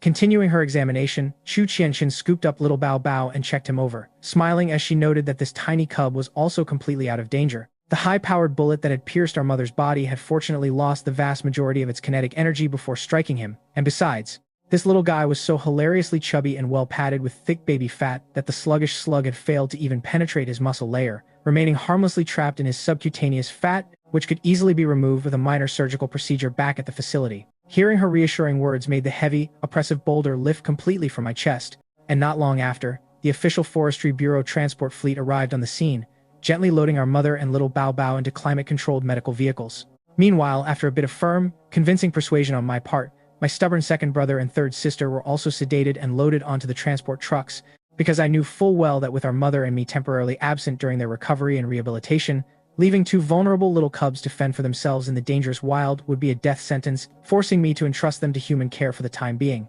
With everything settled and the chaos brought to a peaceful close, I lay down in the transport vehicle beside our mother, half closing my eyes in feigned sleep while opening the system interface in my mind to ask, "My dear system buddy, what on earth is this vengeful specter system function you just unlocked?" In the next heartbeat, the system piped up with a prompt explanation. When the host consumes human targets or eliminates foes with immense karmic debt, if their soul reaches a specific threshold of intensity, the host can harvest and bind them as subordinate vengeful specters. The moment the system casually threw around the word "consume human targets," a nauseating phantom taste of warm blood and raw flesh flashed across my tongue, instantly triggering a violent, overwhelming wave of visceral disgust and nausea that sent my stomach heaving into a series of frantic, dry retches. Seeing me convulsing, Chu Qianqian rushed over anxiously, stroking my fur with a worried expression as she cooed, "Bao Bao, are you feeling unwell? Don't worry, your mother and your little family are going to be completely fine." Hearing her address me by that ridiculous, cringeworthy nickname sent a cold shiver through my spine, and I mentally screamed in absolute protest. "Chu Qianqian, I'm warning you right now, do not play with fire. Crossing the line into ethical violations will get this whole narrative banned." With that indignant thought, I rolled my eyes toward the ceiling of the truck and let out a long, exhausted sigh. Without wasting another heartbeat, I deliberately summoned and expanded the newly acquired data stats of my very first bound vengeful specter across my mental interface. Name, Wang Xiaoju, Scars, Quality Primary Specter. Special ability, Humanoid Transformation, allows the primary specter to briefly materialize and transform into a human form, meticulously conceptualized and imagined by the master host for a maximum duration of 60 continuous minutes per day. The absolute second my eyes registered the actual given name attached to the scarred poacher, I nearly choked on my own saliva, fighting off a sudden, uproarious fit of laughter as I thought about how utterly hilarious it was that a towering, ferocious, 5'10" outlaw who reveled in shedding blood possessed such an unexpectedly gentle, feminine name like Wang Xiaoju. Before I could fully process the irony, our transport truck rumbled to a halt inside a heavily secured, makeshift field camp nestled deep in the forest, surrounded by elite, fully armed soldiers clutching live ammunition rifles and a cluster of credentialed civilian and military experts. The moment our vehicle door swung open, an elderly man in a crisp scientific lab coat hurried over, excitedly calling out, "Qian, is this the extraordinary young Amur tiger you reported finding? Good grief, how on earth did a cub grow to this massive size?" With that, Professor Zhu whipped out a pocket magnifying glass and leaned uncomfortably close, beginning to meticulously inspect my coat and whiskers. Sensing my rising irritation and low warning rumble, Chu Qianqian hurriedly stepped in to intervene, diverting his attention by asking, "Teacher, how is the broader situation looking across the country regarding the global anomalies?"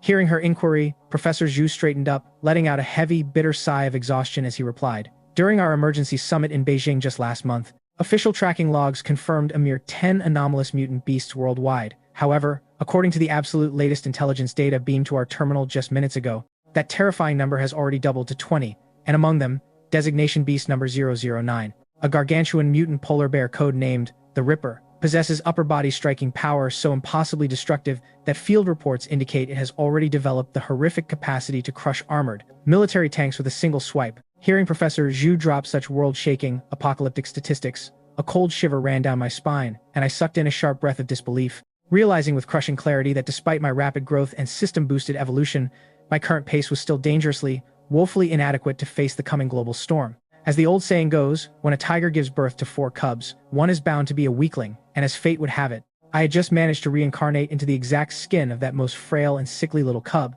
a helpless creature thrust into a merciless wilderness where death lurked behind every shadow. Just when I thought my new life would be mercifully short, that I would inevitably be abandoned by our exhausted mother or hunted down to a pathetic, shivering end by the ruthless predators of this primordial forest, the mysterious, glowing interface of the divine beast evolution system had miraculously awakened within my consciousness, right when I needed it most, promising that as long as I kept eating and advancing, my power would grow without limits, enabling me to evolve not merely into an immortal, legendary white tiger of ancient myth, but eventually ascending into the absolute creation tiger god capable of ruling and reshaping the entire universe itself. Following the chaotic eradication of Wang Xiaoju and his poacher syndicate, I had accompanied Chu Qianqian to this heavily guarded temporary military camp, and within moments of our arrival, 2 smiling army mess cooks arrived, wheeling a massive cart carrying an entire freshly roasted whole pig as a specialized meal for me. Without an ounce of false modesty or hesitation, I marched right up to the golden, sizzling feast and began tearing into the crispy, succulent roast pork with ravenous,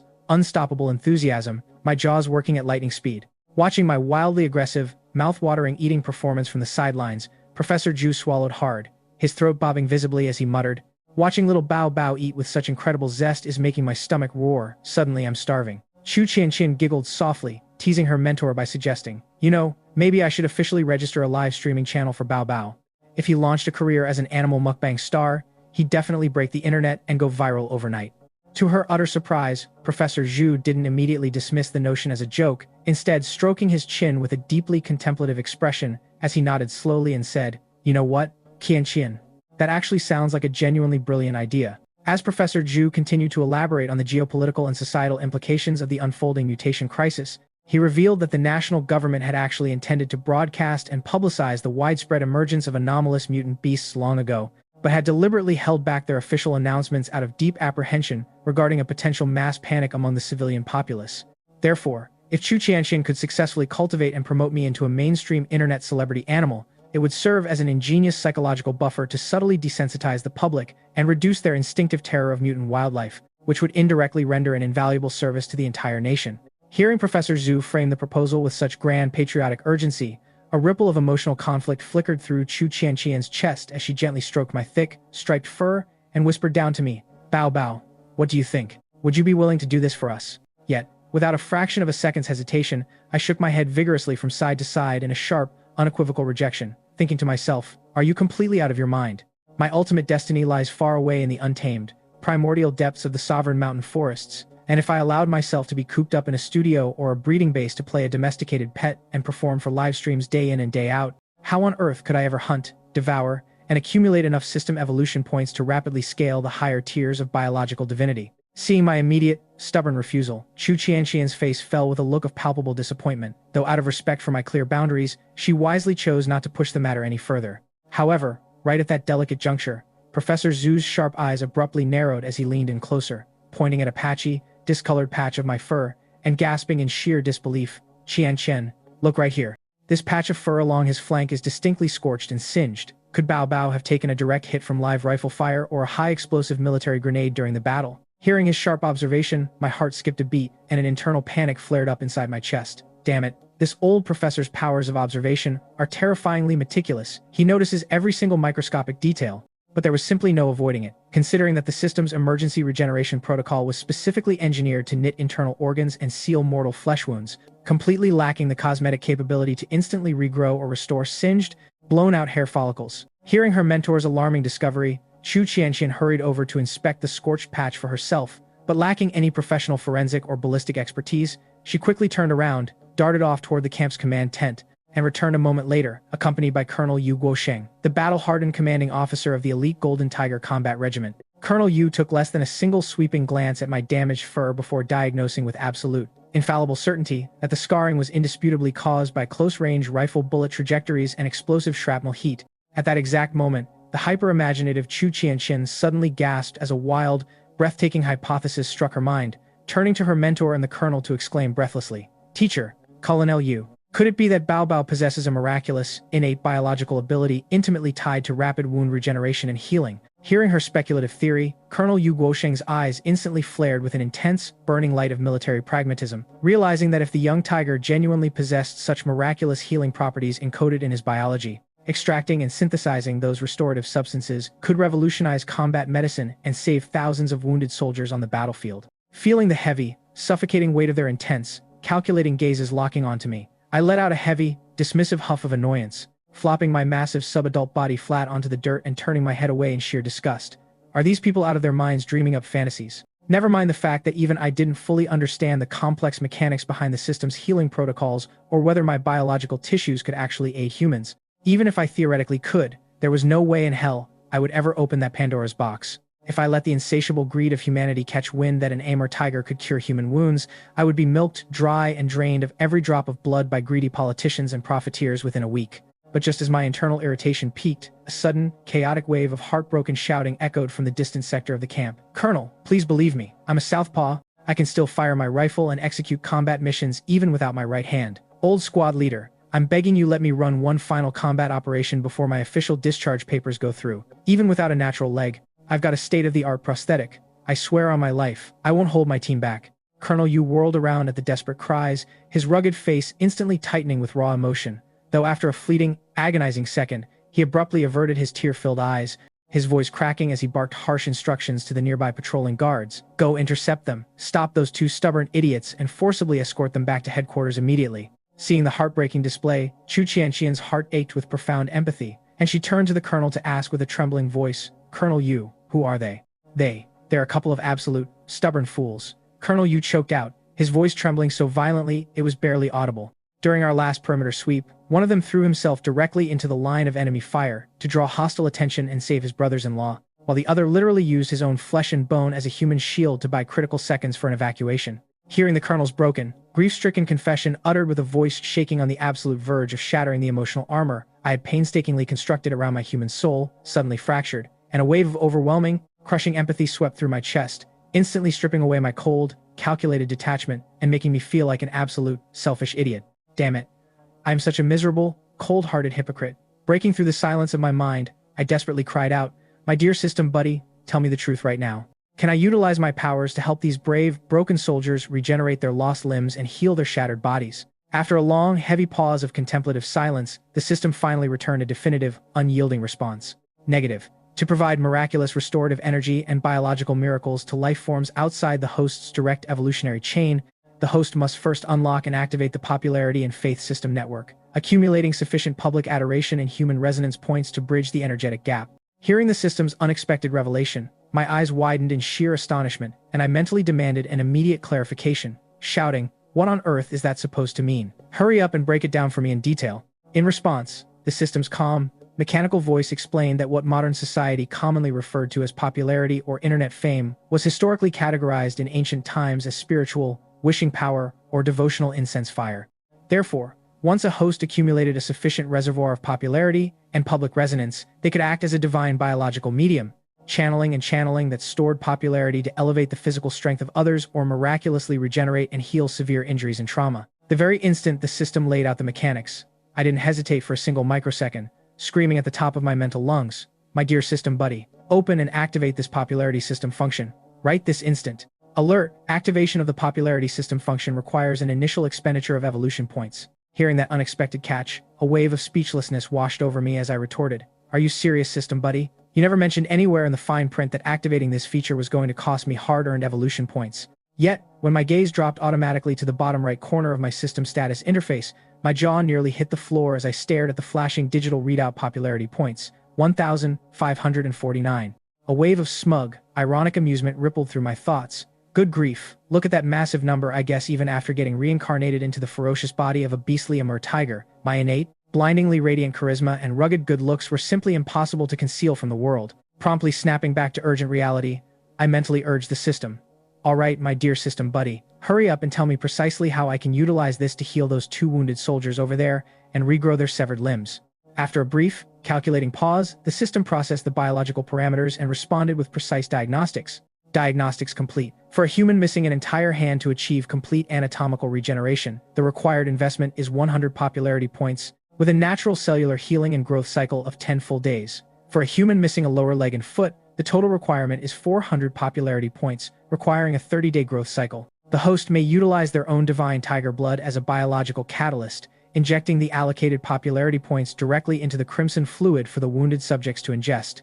Just as the system finalized its explanation, the two disabled soldiers had already been gently escorted by several guarding soldiers toward the rear personnel transport vehicles. Seeing them, I instantly sprang to my paws and bolted forward to intercept them. Startled by my sudden, thunderous charge, the surrounding soldiers who lacked context immediately snapped their service rifles up to aim directly at my chest, but recognizing the hostile tension, Chu Qianqian sprinted desperately after me, throwing herself in front of their barrels and crying out, "Don't shoot! Don't hurt Bao Bao! He would never hurt anyone!"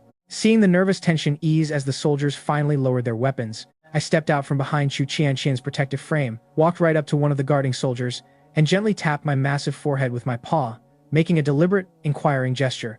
This strange, anthropomorphic action left every single person in the clearing utterly bewildered, completely failing to decode what a tiger could possibly want from a human. Turning my head around, I cast a meaningful glance toward my human translator Chu Qianqian, and the next second, she didn't disappoint me, gasping out, "Wait, Bao Bao, could it be that you want his military steel helmet?" The soldiers blinked in blank shock, hesitating for a second before turning their eyes inquiringly toward Colonel Yu Guosheng. Though completely baffled by my bizarre request, Colonel Yu gave a slow, solemn nod of permission, telling them to hand the helmet over. The moment the steel helmet was placed gently on the ground before me, I flipped it upside down with my snout, raised my heavy front paw, and gently punctured my flesh with a sharp claw, letting several thick, warm drops of my divine tiger blood drip straight down into the hollow of the metal bowl, silently channeling 100 points of my accumulated popularity directly into the blood pool as well. Right after that, I extended my paw, pointed first toward the back of the crowd where Li Zhengming stood missing his right hand, and then pointed firmly down at the helmet filled with my blood-infused tonic. While the surrounding onlookers were still staring in dumbfounded, blank incomprehension, Professor Zhu suddenly gasped aloud, his eyes dilated with absolute, superstitious awe as he noticed that the self-inflicted scratch on my paw had already completely healed and sealed over within the span of a single breath. Instantly grasping the monumental implications, he whipped his head around and roared at the top of his lungs toward Li Zhengming, "Hurry up and drink it. Whether your severed hand grows back or not depends entirely on this very moment. As the old saying goes, when a tiger gives birth to 4 cubs, one is bound to be a weakling, and as fate would have it, I had just managed to reincarnate into the exact skin of that most frail and sickly little cub, a helpless creature thrust into a merciless wilderness where death lurked behind every shadow, just when I thought my new life would be mercifully short, that I would inevitably be abandoned by our exhausted mother or hunted down to a pathetic, shivering end by the ruthless predators of this primordial forest. The mysterious, glowing interface of the divine beast evolution system had miraculously awakened within my consciousness right when I needed it most, promising that as long as I kept eating and advancing, my power would grow without limits, enabling me to evolve not merely into an immortal, legendary white tiger of ancient myth, but eventually ascending into the absolute creation tiger god capable of ruling and reshaping the entire universe itself. And now that I had officially unlocked the popularity system and realized that I possessed the extraordinary capacity to heal others and work medical miracles, I didn't hesitate for a single heartbeat, clamping my jaws down to puncture my flesh, and letting precisely 100 points worth of popularity-infused divine tiger blood drip straight down into the hollow steel helmet. While the surrounding onlookers were still standing in blank, uncomprehending shock, Professor Zhu suddenly snapped out of his daze and screamed at the top of his lungs, "Hurry up and drink it. Whether your severed hand grows back or not depends entirely on this exact moment." Hearing the professor's frantic urging, Li Zhengming's eyes flared with intense, desperate hope, and shoving his fellow soldiers aside without ceremony, he grabbed the heavy steel helmet and immediately shoved the contents down, even burying his face deep into the bowl to lick away every last trace of the crimson liquid. Then, as if realizing something, he aggressively yanked the helmet toward its owner, glaring fiercely at the young soldier as he growled, "Damn it, Xiaoma, can't you take a bath once in a while? Your helmet smells like absolute garbage." Hearing that hilarious outburst through her lingering tears of anxiety, Chu Qianxian couldn't help but burst out laughing, while a deeply embarrassed Xiaoma flushed bright red, stammering defensively, "Instructor Li, I haven't even rotated off perimeter guard duty yet. I didn't have time to wash it." But before Li Zhengming could snap back, a sharp, sudden gasp tore from his throat as an intense wave of electric heat surged through his body, and an agonizing yet miraculous sensation rippled across his empty wrist stump, as countless pale white granules of fresh flesh and bone began visibly sprouting and knitting together before everyone's eyes. Witnessing Li Zhengming's severed hand genuinely regenerating right in front of him, Soldier Wu Zi lost all composure, lunging forward with shaking steps before dropping hard onto both knees right in front of me to beg for his turn. Watching the spectacle from the sidelines, Li Jiangming couldn't resist a dry, sarcastic quip, muttering, "Bro," in broad daylight and right in front of an entire battalion, asking a tiger for a New Year's lucky red envelope, is that really appropriate? Without making him wait a second longer, I bit down on my paw again, injecting 400 popularity points worth of divine blood into the helmet for Wu's severe lower leg amputation, and the moment the soldier downed the tonic, a chorus of agonizing screams and raw curses echoed across the camp as a similar process of white flesh sprouting erupted from his stump. Watching the miraculous regeneration take hold on the wounded leg, Colonel Yu Guosheng felt his eyes instantly blur with hot, unstoppable tears, throwing his arm up in a crisp military salute as he roared at the top of his lungs, "Entire battalion, attention salute." And in that unforgettable heartbeat, I stood tall and received the most profound, earth-shaking salute the human military had to offer. 3 days later, under Colonel Yu's strict command, nearly 1,000 elite combat troops accompanied by a vast retinue of top-tier scientific experts marched deep into the boundless wilderness of the Greater Khingan Mountains, tasked with studying the biological catalyst behind my miraculous abilities. Yet, our vanguard had barely advanced a few hundred meters into the dense timberline before two sharp, hostile gazes locked onto our column with predatory intensity. While Chu Qianqian was still walking alongside Professor Zhu, chatting and laughing cheerfully, I suddenly whipped my head around and let out a deafening, earth-shattering roar of warning, hurling my massive body forward in a violent tackle that threw Chu Qianqian sprawling safely out of harm's way, just as a massive, obsidian shadow dropped like a falling meteor from the thick canopy above, crashing into the earth with a thunderous impact that threw up a choking curtain of dust and pine needles. Snapping out of their momentary panic, the surrounding soldiers instantly raised their rifles and formed a perimeter, while wide-eyed Chu Qianqian stared in trembling disbelief, gasping out, "Good lord, what kind of monstrous lynx is that?"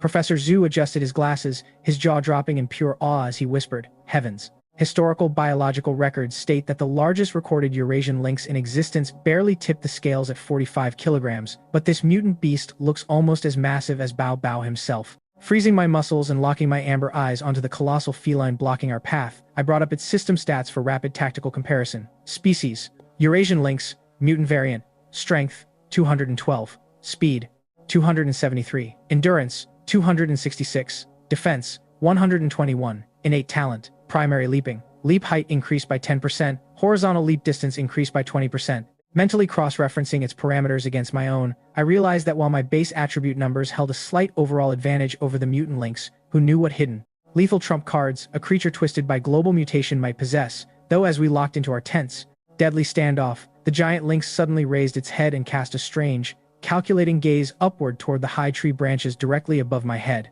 Following my instincts, I instinctively snapped my gaze toward the exact direction the mutant lynx had just glanced, only to find that my sweeping vision caught absolutely nothing out of the ordinary, and in that split second, a chilling jolt of alarm pierced my chest. Damn it, it was a diversion. I've fallen for a trick. Sure enough, the very next microsecond, the cunning lynx lunged out of the blind spot with explosive velocity to ambush me, but I reacted instantly, snapping my massive front paw upward to form an impenetrable wall of defense. Accompanied by a dull, heavy thud of colliding mass, the treacherous lynx was sent reeling backward under the sheer, brutal force of my counter-swipe, tumbling away in a disoriented scramble. The realization that I had almost been outsmarted and blindsided by a mere beast filled me with a blistering mix of humiliation and incandescent rage, and I roared internally, "You arrogant piece of trash! You actually tried to play mind games with me?"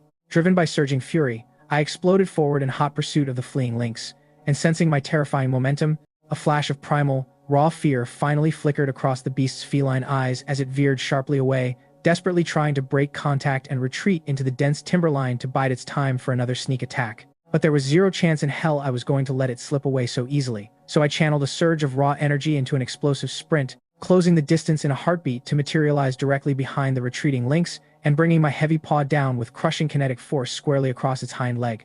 The brutal impact instantly split its hide and shredded its muscle tissue, sending a shockwave of blinding agony through its frame that shattered its pacing and sent it crashing heavily into the dirt. Yet, right as I lunged forward to deliver the definitive, life-ending execution blow, a razor-thin tickle of predatory intuition flashed across the hairs on the back of my neck, screaming of imminent peril, and without pausing to overthink, I whipped my massive body around and threw myself violently against one of the nearby patrolling soldiers, tackling him hard out of harm's way just as a blinding flash of motion sliced through the air where he had stood a millisecond prior. This sudden, violent intervention terrified the surrounding soldiers, who dropped their jaws in utter shock and stared in paralyzed confusion, wondering why their beloved companion Bao Bao had suddenly turned on one of their own out of nowhere. But the next heartbeat, a chilling, razor-sharp glint of reflected light shimmered across the pine needles, and a second Eurasian lynx, substantially larger, bulkier, and more menacing than the first, materialized out of thin air, right in the spot where the soldier had been standing. In the blink of an eye, I found myself locked in a tense triangular standoff against a terrifying pair of mutant apex predators, and when I mentally summoned the system interface to inspect the newcomer's parameters, my amber eyes dilated with absolute disbelief. Species: Eurasian lynx, mutant variant, female alpha, strength, 245, speed, 292, endurance, 198, defense, 150, spirit, 150, special skill. Stealth, primary, capable of swallowing all ambient light to generate active optical camouflage for a maximum duration of 3 seconds per activation, costing mental energy. A 3-second optical invisibility window combined with a staggering speed stat of 292 meant this female lynx possessed the terrifying capability to execute a lightning-fast, inescapable assassination strike against any target before they could even blink. If I wanted to successfully shield the human soldiers and researchers standing behind me from being slaughtered, I had no choice but to take the initiative and isolate this invisible threat first. Driven by that resolute tactical decision, I instantly surged forward to press the attack against the female lynx, forcing her to instinctively leap backward and retreat into the dense brush to set up her optical camouflage. However, to my utter astonishment, the wounded male lynx, her treacherous mate, demonstrated a thoroughly shameless display of cowardly self-preservation, completely refusing to rush in and support his endangered partner, and instead choosing to roar at the top of its lungs as it charged aggressively toward the cluster of nearest human soldiers. Yet, not an ounce of panic or hesitation flickered through my mind as I refused to turn back or abandon my defensive post to rescue them. After all, on open terrain, who on earth could ever break through or pose a genuine threat to a fully equipped, heavily armed modern military battalion of the surface world's most formidable ground forces? With the terrifying, stealth-capable female lynx successfully lured away from the human formation and kept entirely occupied by my pressure, the surviving soldiers and researchers like Chu Qianchen quickly snapped out of their shock, organizing disciplined, suppressing fire that instantly shattered the male lynx's arrogant advance and sent it scrambling in terror, completely terrified to close the distance for hand-to-hand combat. Trapped, cornered, and entirely abandoned by his mate, the massive male lynx could do nothing more than throw his head back and unleash a pathetic, desperate howl that practically echoed the frantic cry. "Darling wife, where the hell are you?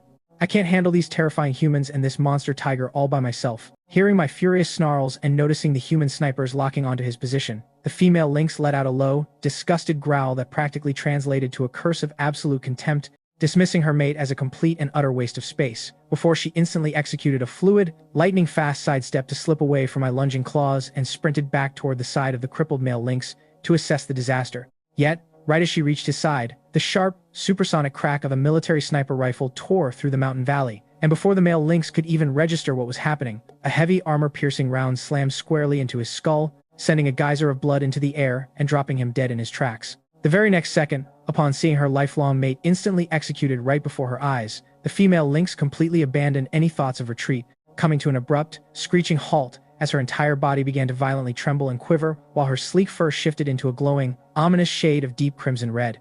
Seizing the microscopic window of calm, I hurriedly commanded the system to project her newly mutated parameters onto my mental screen.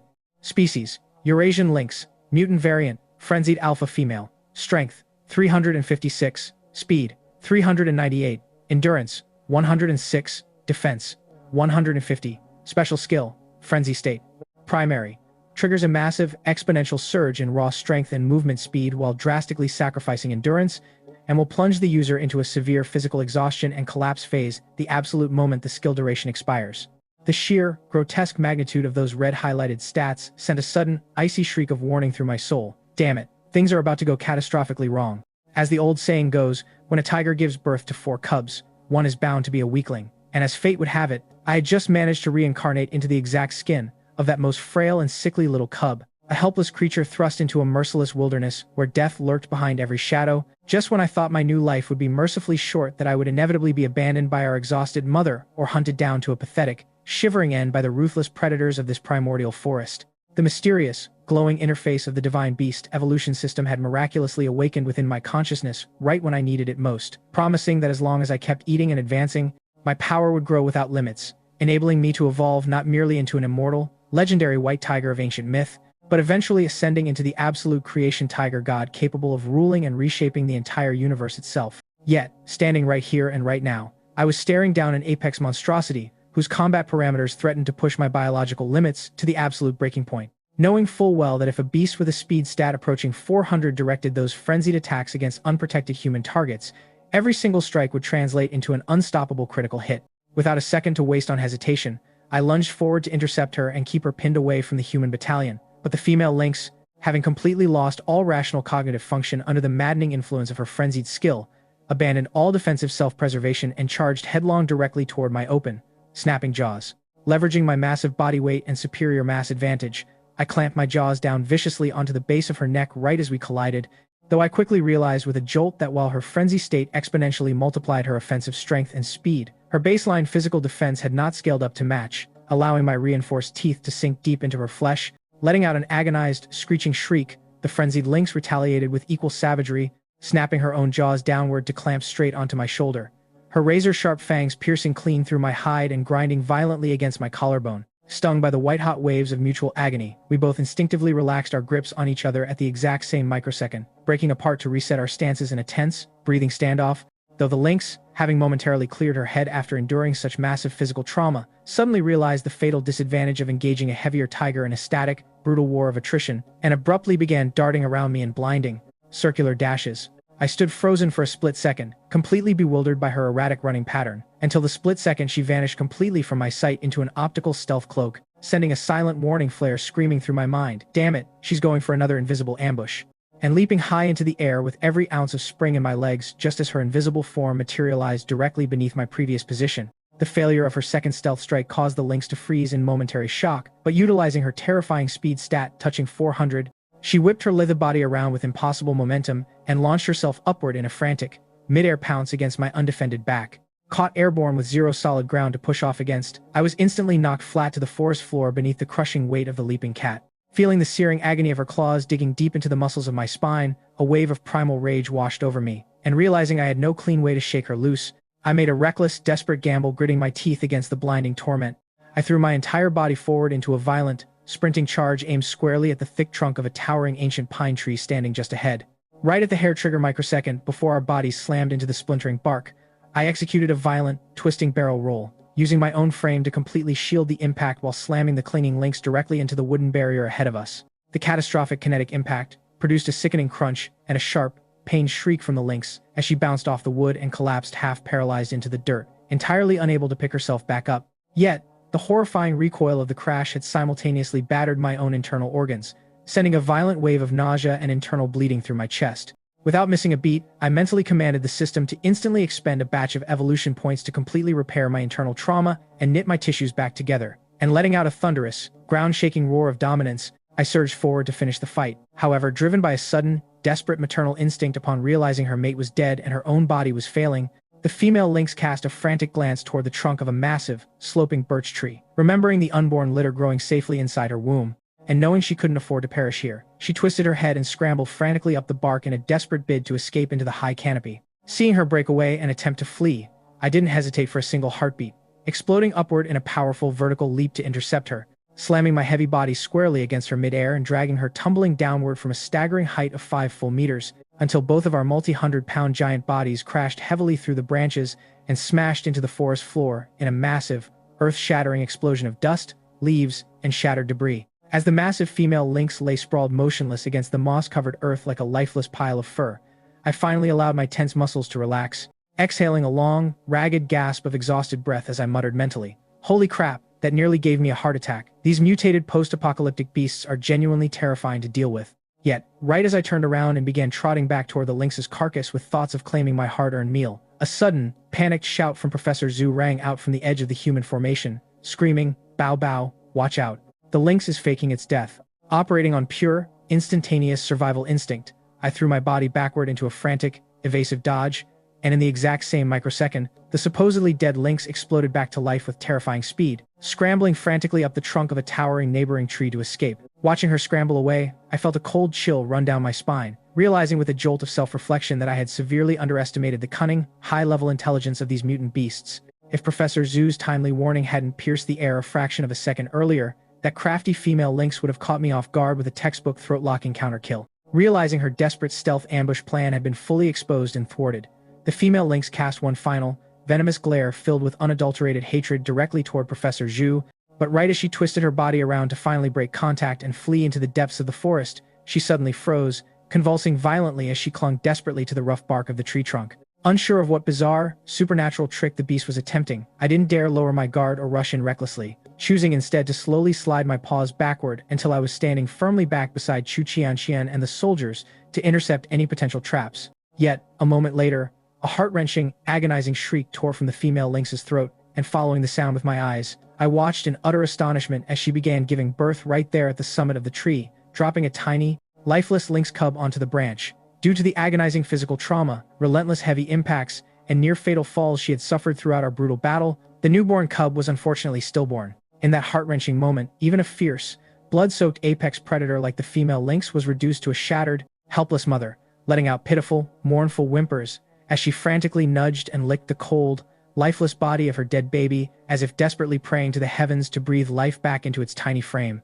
Watching that tragic, poignant display unfold, a wave of profound sorrow and sympathy rippled through the hearts of every human standing in the clearing, except for the battle-hardened veteran soldier Chen Ziming, who possessed the ruthless clarity of a commander and instantly bellowed at the top of his lungs, "All personnel, maintain absolute tactical readiness. Su Sanliang, line up your crosshairs on her skull. We need a guaranteed, instant kill."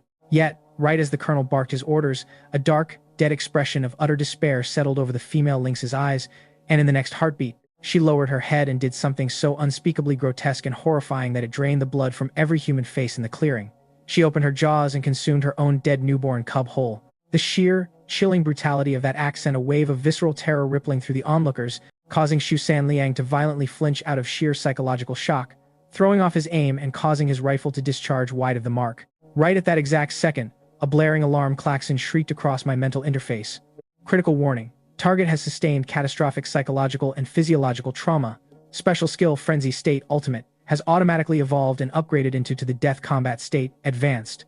Strength and speed parameters are instantly doubled, while endurance is severely depleted. As I stared dumbfoundedly at the monstrous, game-breaking stats flashing on my system screen, my fur bristled from head to toe, leaving me terrified to make a single reckless move. But the next second, the female lynx activated her optical stealth skill, vanishing completely from the treetop in a blur of distorted light. Realizing the apocalyptic danger, Chen Ziming yelled out in panic, "Chen Ziming, here everyone, take immediate cover away from Bao Bao and unleash uninterrupted 360-degree suppressive fire into the surrounding brush." The grand, high-stakes climax of the ultimate duel between the Tiger King and the mutated female lynx had finally exploded into motion. Having devoured her own young to unlock the terrifying power of the Death Combat State, the invisible lynx moved with supernatural, ghost-like velocity, prompting Chen Ziming to scream desperate warnings for his soldiers to open fire continuously to force the invisible beast out of hiding. A deafening wall of lead and fire erupted across the clearing as the soldiers swept the brush with lead, but under the absolute peak of her combat state, the lynx's speed was so blindingly fast that even my hypersensitive olfactory senses and acute predator tracking reflexes struggled to accurately lock onto her trajectory. In the blink of an eye, she violently slammed into one of the frontline combat soldiers, sending him flying through the air, before surging forward with unabated momentum to launch a murderous pounce directly toward Professor Zhu. Fortunately, Chen Ziming possessed lightning-fast combat reflexes, throwing his own body violently against Professor Zhu and tackling him hard to the ground just a fraction of a second before the lynx's razor-sharp claws raked the air where the professor's head had been, narrowly averting a fatal tragedy. Realizing her assassination strike had failed and knowing her mental energy reserves were touching absolute zero, the cornered lynx refused to linger for a counterattack, instantly expending her remaining spiritual energy to trigger her optical stealth skill one final time and melting back into the invisible shadows. As the deafening, frantic roar of gunfire echoed across the clearing, the terrified soldiers instinctively pivoted and sprayed lead in every direction, with Chen Ziming even blindly emptying his rifle directly into the empty space above their heads out of sheer paranoia that the invisible lynx was about to drop out of the sky and pounce upon them once again. Yet, right in the midst of that blinding, chaotic storm of lead, my senses snapped to razor-sharp alertness, because while my raw olfactory tracking alone wasn't quite enough to pinpoint her exact coordinates amidst the gunpowder smoke, the cunning female lynx had completely failed to account for one fatal flaw. The deep, heavy impressions her paws were leaving in the soft, damp earth beneath her had utterly betrayed her movement trail. Seizing the microsecond of advantage, I whipped my massive body around with violent momentum, lunging blindly toward my calculated trajectory and clamping my jaws shut with savage fury. The very next heartbeat, a warm, metallic surge of fresh blood flooded my mouth out of thin air as my teeth found their mark. The invisible lynx was thrown into a state of sheer, unadulterated shock, never in her wildest nightmares anticipating that despite executing a flawless stealth ambush, I would somehow manage to preemptively intercept her and sink my fangs directly into the vulnerable flesh of her neck. Yet, fueled by the berserk ferocity of her Death Combat State, she refused to cower, instead snapping her own jaws downward with lethal intent to clamp viciously onto my right shoulder, and in that brutal instant, we locked into a ferocious, blood-soaked war of attrition. Witnessing the two titanic mutant beasts engaged in a savage, eye-to-eye duel of death, Chen Ziming frantically raised his rifle and tried to line up his crosshairs on the lynx's skull, but my body and the lynx's body were thrashing and rolling together in such a tangled, chaotic blur that firing a live round risked accidentally blowing my head off instead.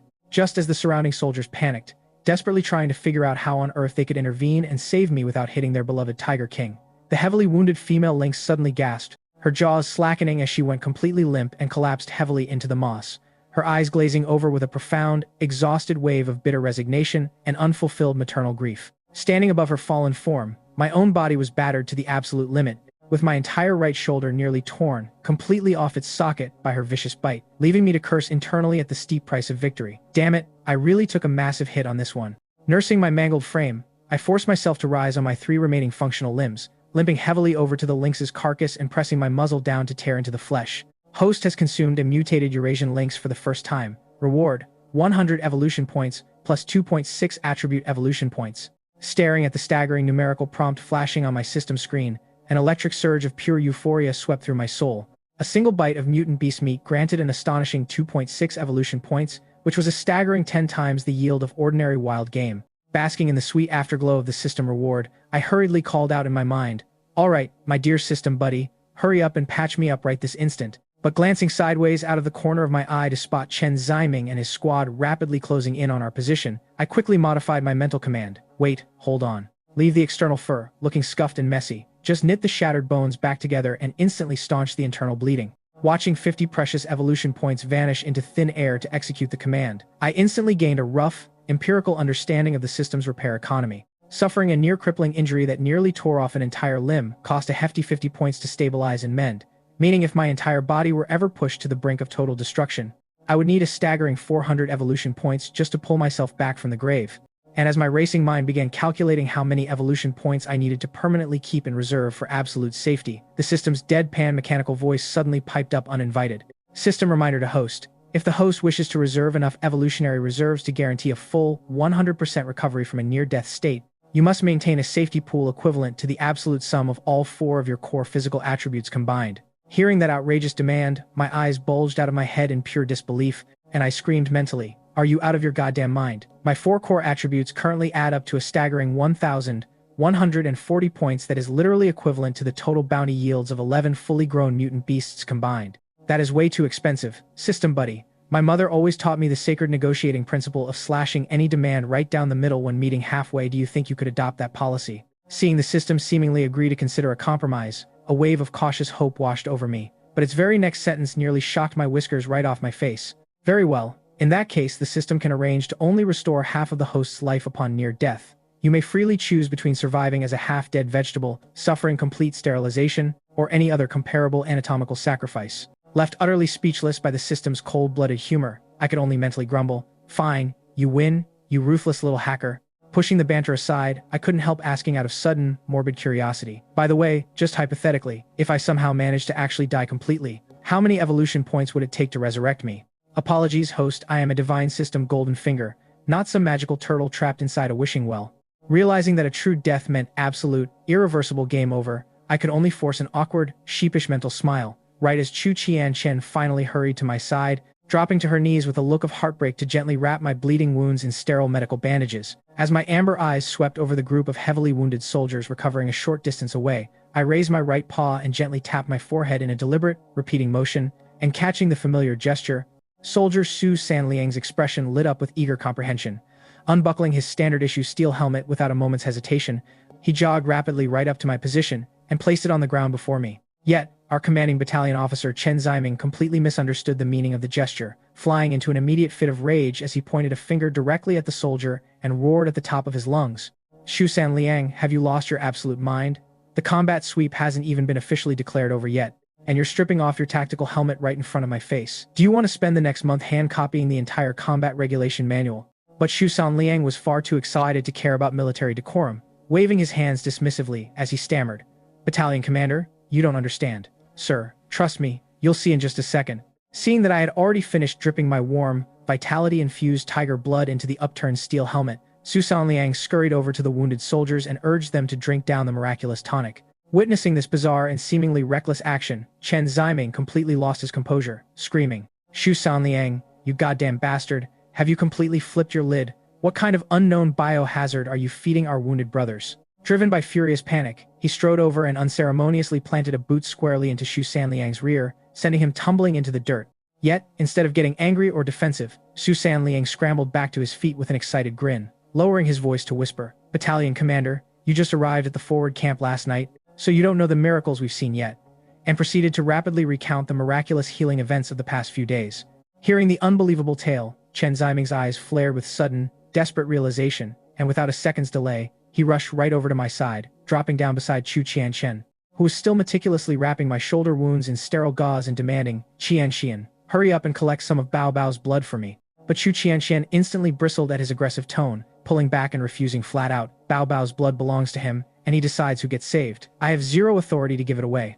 Seeing her flat refusal, Chen Ziming panicked, his desperation overriding his better judgment as he lunged forward, shoving his hands out to snatch the medical gauze and collection vials directly from Chu Qianqian's hands. Caught completely off guard, the young woman was violently shoved backward, tumbling hard into the pine needles. "I'm sorry, Qianchen, but I have to secure the Tiger King's blood right now no matter what." Chen Ziming stammered in frantic desperation, a sudden, brazen betrayal that shocked me so thoroughly. My whiskers twitched in sheer disbelief. "Are you kidding me right now? This absolute maniac is literally trying to rob a tiger by force. As the old saying goes, when a tiger gives birth to 4 cubs, one is bound to be a weakling, and as fate would have it, I had just managed to reincarnate into the exact skin of that most frail and sickly little cub, a helpless creature thrust into a merciless wilderness where death lurked behind every shadow. Just when I thought my new life would be mercifully short, that I would inevitably be abandoned by our exhausted mother or hunted down to a pathetic, shivering end by the ruthless predators of this primordial forest. The mysterious, glowing interface of the divine beast evolution system had miraculously awakened within my consciousness right when I needed it most, promising that as long as I kept eating and advancing, my power would grow without limits, enabling me to evolve not merely into an immortal, legendary white tiger of ancient myth, but eventually ascending into the absolute creation tiger god, capable of ruling and reshaping the entire universe itself. And after countless bloody battles, I had willingly used my own divine blood and precious popularity reserves to heal these soldiers, earning their absolute reverence and treating them as trusted allies. Yet here stood a brazen human commander attempting to mug me for my lifeblood. A surge of incandescent, feral fury exploded within my chest, and without an ounce of hesitation, I lashed out with a heavy paw, striking Chen Ziming square in the chest with enough kinetic force to send him flying backward through the air like a rag doll before crashing heavily into the dirt. The sudden, violent escalation left every soldier in the clearing paralyzed with absolute shock, and the split second later, 2 trigger-happy soldiers snapped their assault rifles up to point directly at my head. But Chu Qianxian didn't hesitate for a microsecond, scrambling back to her feet and throwing her own body directly in front of my face to shield me with her torso. Struggling back to his feet, a bruised and battered Chen Ziming barked an authoritative order to the aiming soldiers, shouting, "Have you lost your minds? Lower your weapons right now. How dare you point your guns at a civilian and, more importantly, at the sacred savior and benefactor of our Golden Tiger Regiment." Hearing his stern rebuke, the 2 soldiers instantly snapped back to their senses and lowered their rifles. At that exact moment, Professor Zhu marched up to Chen Ziming with long, furious strides, pointing an accusing finger in his face as he roared, "Battalion Commander Chen, look at the disgraceful display of barbarism you just pulled. I am formally filing a disciplinary report against you to Colonel Yu." Without bothering to argue or defend his disciplinary breach, Chen Ziming snatched the field communicator right out of a nearby soldier's hand, keyed the mic, and rapidly delivered a breathless, blow-by-blow tactical report detailing our fierce, life-and-death battle against the mutant Eurasian Lynx variant. Listening to the harrowing combat debriefing from the rear command post, Colonel Yu Guosheng threw his head back and roared with booming, triumphant laughter, praising Chen Ziming as a brilliant, tactical asset whose transfer to the front lines was a stroke of absolute genius. But right while Colonel Yu was still loudly bragging to the bewildered political commissar standing beside him, Chen Ziming's sober, repentant voice cracked through the radio speaker. "I'm sorry, Colonel, but I just committed a severe, unforgivable breach of operational protocol and military discipline, and I am formally requesting a disciplinary demotion." Hearing those heavy words, the triumphant smile on Colonel Yu's face instantly froze into stone, while the political commissar grabbed the comms mic with a look of mounting dread, demanding sharply, "Chen Ziming, what on earth have you done now?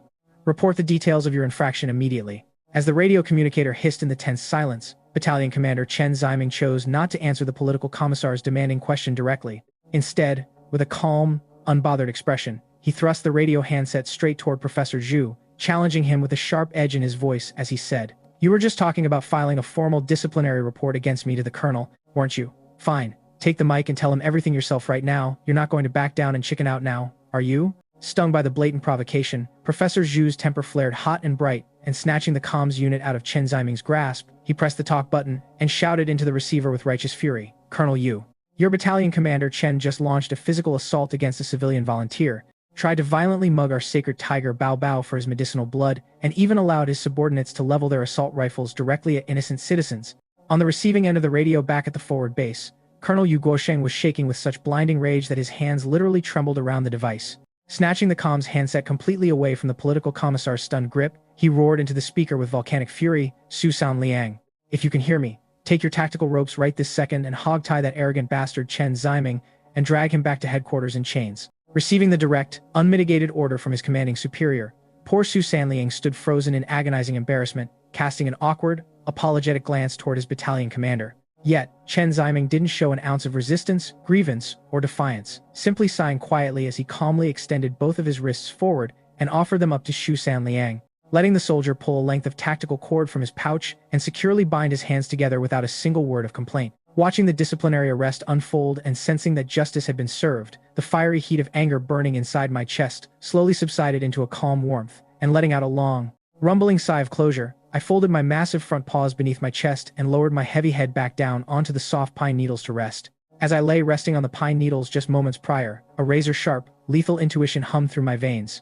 I knew with absolute certainty that if Chen Ziming had displayed even a microscopic flicker of genuine murderous intent or malicious hostility toward anyone in our circle, I would have unhesitatingly brought my heavy paw down to crush his skull into pulp. Yet, instead of lashing out, Chen Ziming suddenly raised his voice, looking directly into my amber eyes as he called out, Bao Bao. I know you possess human-level sapience and can understand every word I'm saying. Let me tell you a true story. 20 years ago, I foolishly brought my 6-year-old younger brother deep into these wild mountains to play, and to our absolute nightmare, we stumbled straight into the path of a wild Amur tiger. Thanks to your magnificent feline kind, my little brother suffered a lifelong, crippling disability that left him broken. Of course, I'm not standing here trying to irrationally blame you for the sins of nature, but I am begging you from the bottom of my shattered soul, please. I am pleading with you to grant me just a few drops of your divine blood to heal him, won't you? With those heartbreaking words, Chen Ziming let his knees buckle, dropping hard onto both knees and pressing his forehead directly against the dirt in a desperate, pleading kowtow. Witnessing their stern battalion commander reduced to such a helpless, tearful state of utter despair, the surrounding soldiers felt an overwhelming wave of empathy grip their chests, and one by one, they stepped forward to join the plea, calling out, Bao Bao, please, we're begging you, help our battalion commander out.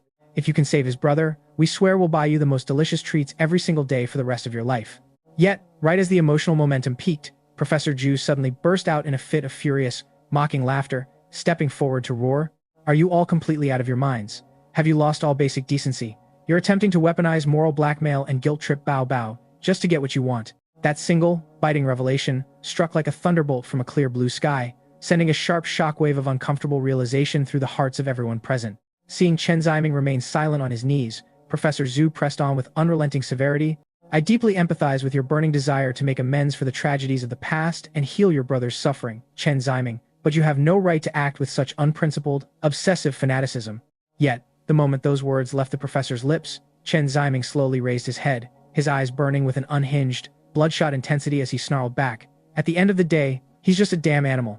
The second those cold, ungrateful words echoed across the clearing, Professor Zhu's eyes bulged out of his head with raw, incandescent fury, and he pointed a shaking finger at the officer, screaming, You ungrateful bastard! You finally let your true feelings slip. You've never respected Bao Bao at all, you've always looked down on him as nothing more than a beast.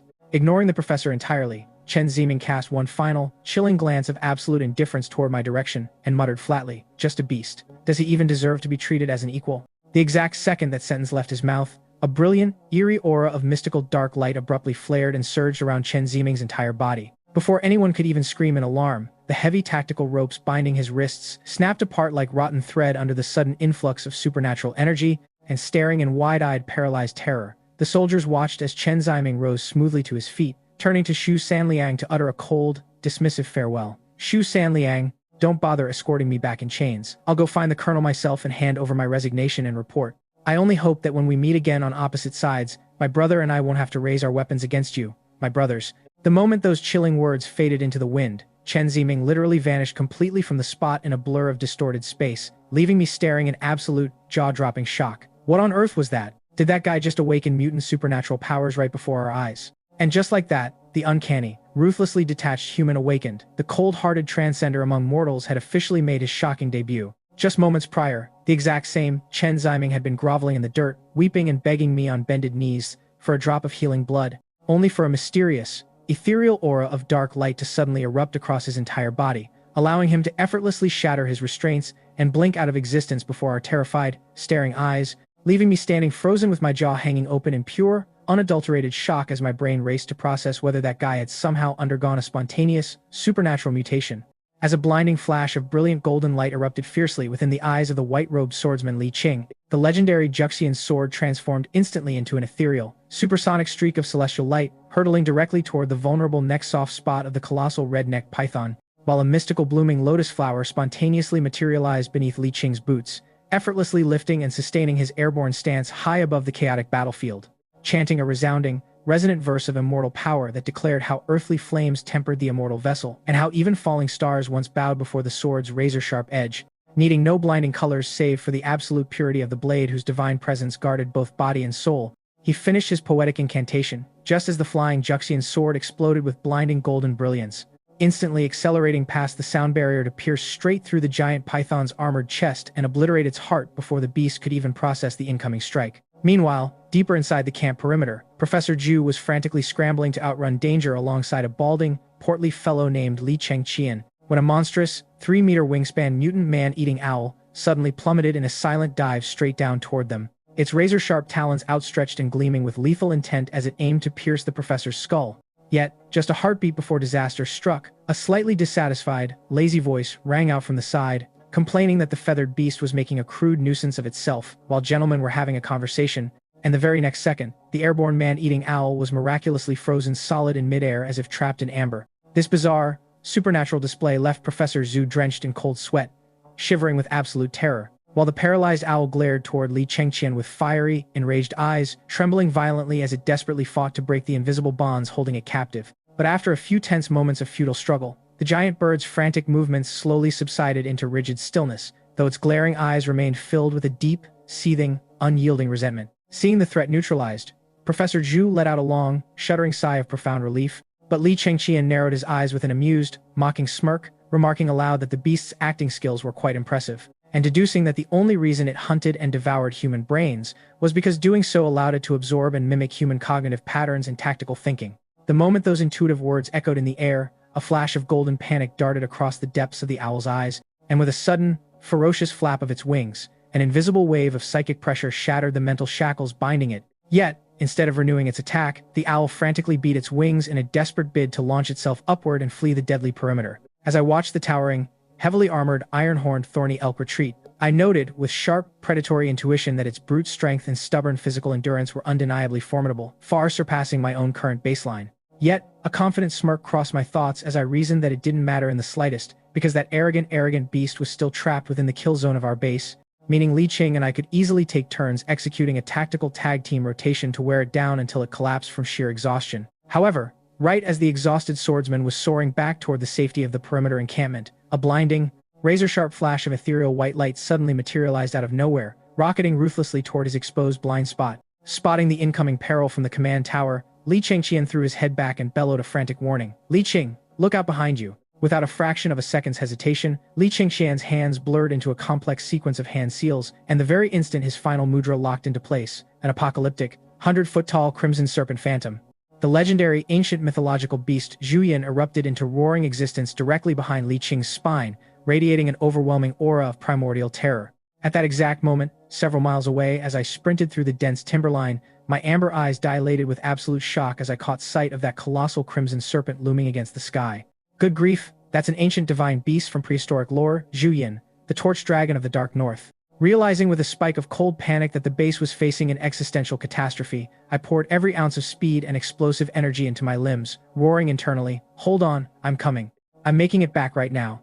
Desperately tearing through the forest brush, just as humanity's fragile defense lines stood on the razor-thin precipice of total annihilation. Just moments earlier, the returning swordsman Li Qing had been mere seconds away from touching down inside the safety of the perimeter when that blinding, terrifying beam of stellar white light materialized out of the ether, prompting Li Chengqian's frantic warning and his rapid execution of mystical seals. As the gargantuan, 100-foot Zuyian phantom materialized behind Li Qing, the swordsman felt a bone-chilling, lethal frost wash over his back, spinning around on instinct to cross the Juxian sword protectively across his chest, while the Zuyian phantom unleashed an invisible, reality-warping ripple of temporal distortion across the air, instantly dropping the blinding, meteor-like white light into a crawling, sluggish, slow-mo crawl. As the slowing effect take hold, Li Chengqian's face lit up with a flash of triumphant hope, but not even a full second later, his eyes rolled back as he violently spat a mouthful of crimson blood, and the magnificent Zuyian phantom dissolved into nothingness, like smoke in the wind, leaving Li Chengqian to gasp out in despair. The River of Time technique is already my absolute strongest mystic art, yet I never imagined the raw, concentrated kinetic energy contained within that white light would completely dwarf my upper limits. Trapped without options, Li Qing channeled every ounce of his remaining immortal qi into the Juxian sword, pushing the legendary blade to its absolute maximum operational threshold, yet the defensive barrier still shattered like fragile glass under the weight of the white light, sending him plunging out of the sky like a broken bird. Reacting with lightning-fast reflexes, Li Chengqian lunged forward to catch the falling swordsman in his arms, turning to the panicked garrison to scream at the top of his lungs, "Everyone fall back, full tactical retreat right now." Yet, right as despair threatened to consume the camp, a deep, majestic, arrogant roar of an apex predator echoed across the mountain valley from the distant shadows, carrying a voice that resonated with pure, chilling disdain. "Useless trash."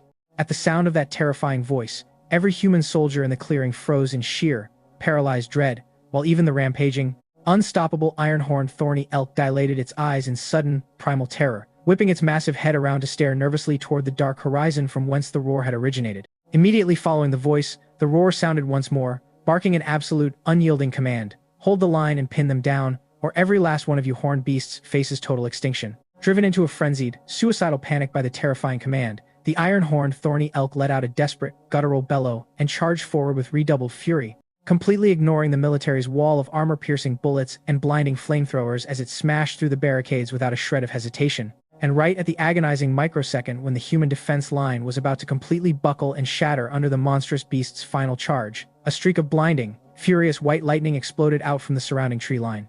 An overwhelming wave of panic surged through my chest as the cold, terrifying realization struck me that I had somehow caught the fatal attention of an unfathomable, mysterious entity lurking in the shadows.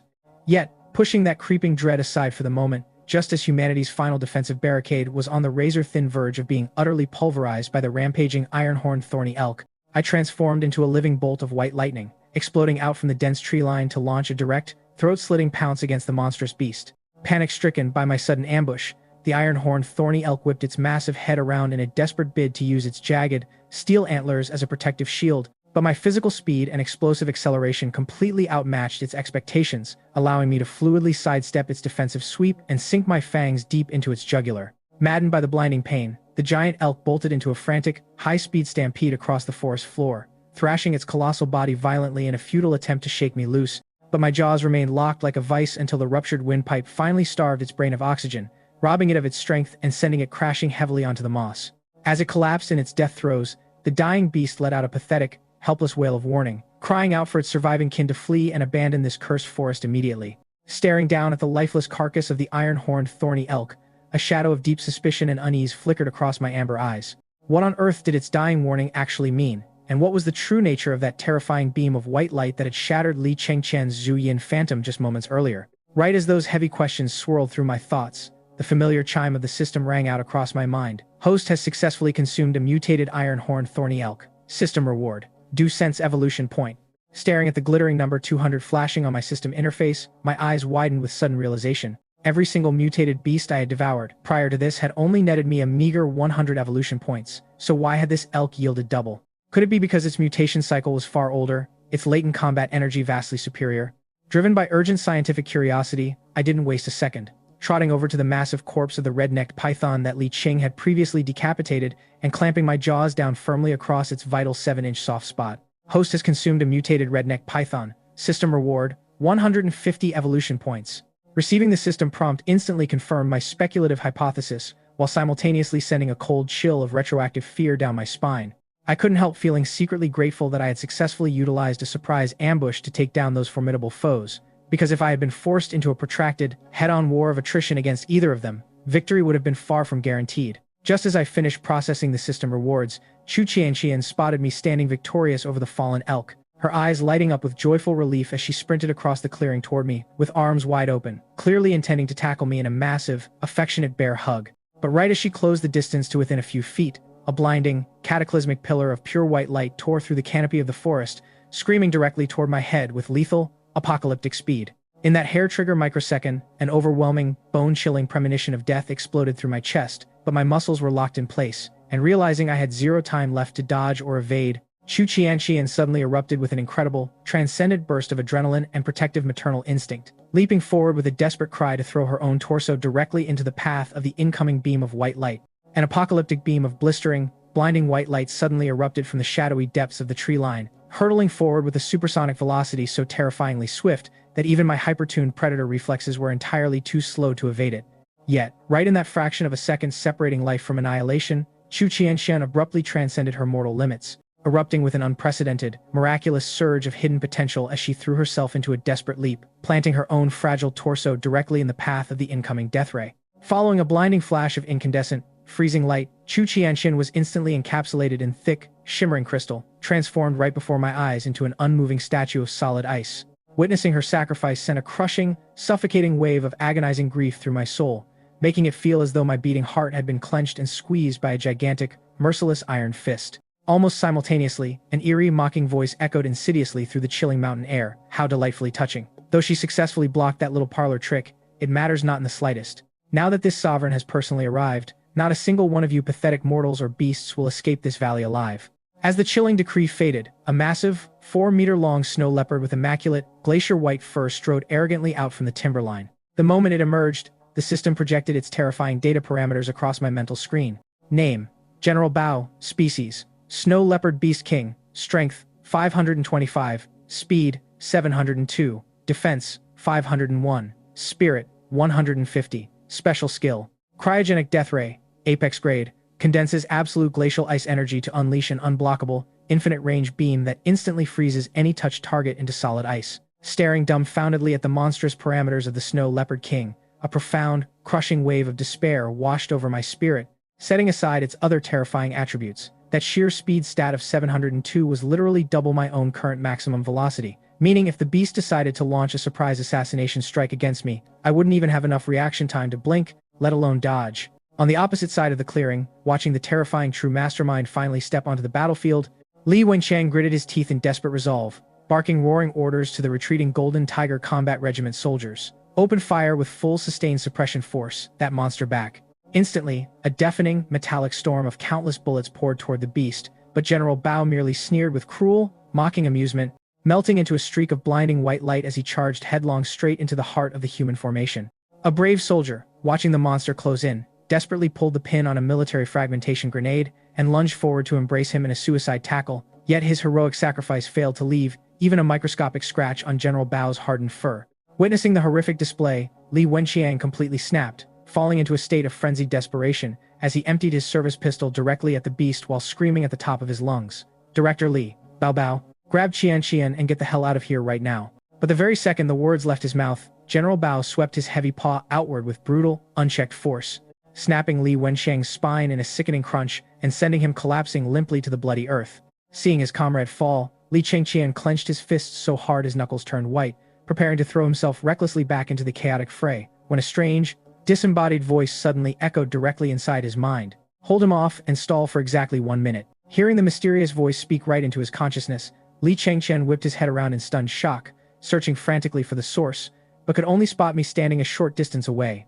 Yet, with no time left to ponder how or why he was hearing my voice, he hardened his resolve, gritting his teeth as he channeled every final shred of residual energy left within his exhausted body to once more summon the colossal phantom of the ancient Zuyin serpent. Sensing the sudden mystical surge, General Bao abruptly whipped his head around to lock his glacial gaze onto Li Chengqian, who, acutely aware that his meager remaining power was nowhere near enough to contain a beast king, didn't hesitate for a microsecond, drawing a hunting dagger and slashing it fiercely across his own wrist to let his blood flow in a torrential stream as he chanted an ancient incantation of sacrifice. Blood Dragon Convergence, open the gates. The next instant, a blazing scarlet magic circle materialized beneath his boots, while the towering Zhuyin phantom looming overhead released an ancient, desolate, and utterly cold gaze of divine majesty. Seeing the primordial entity manifest, General Bao's eyes flared with vicious, bloodthirsty malice, and he erupted into motion, rocketing forward like a white missile to charge straight into the phantom of the Zuian serpent.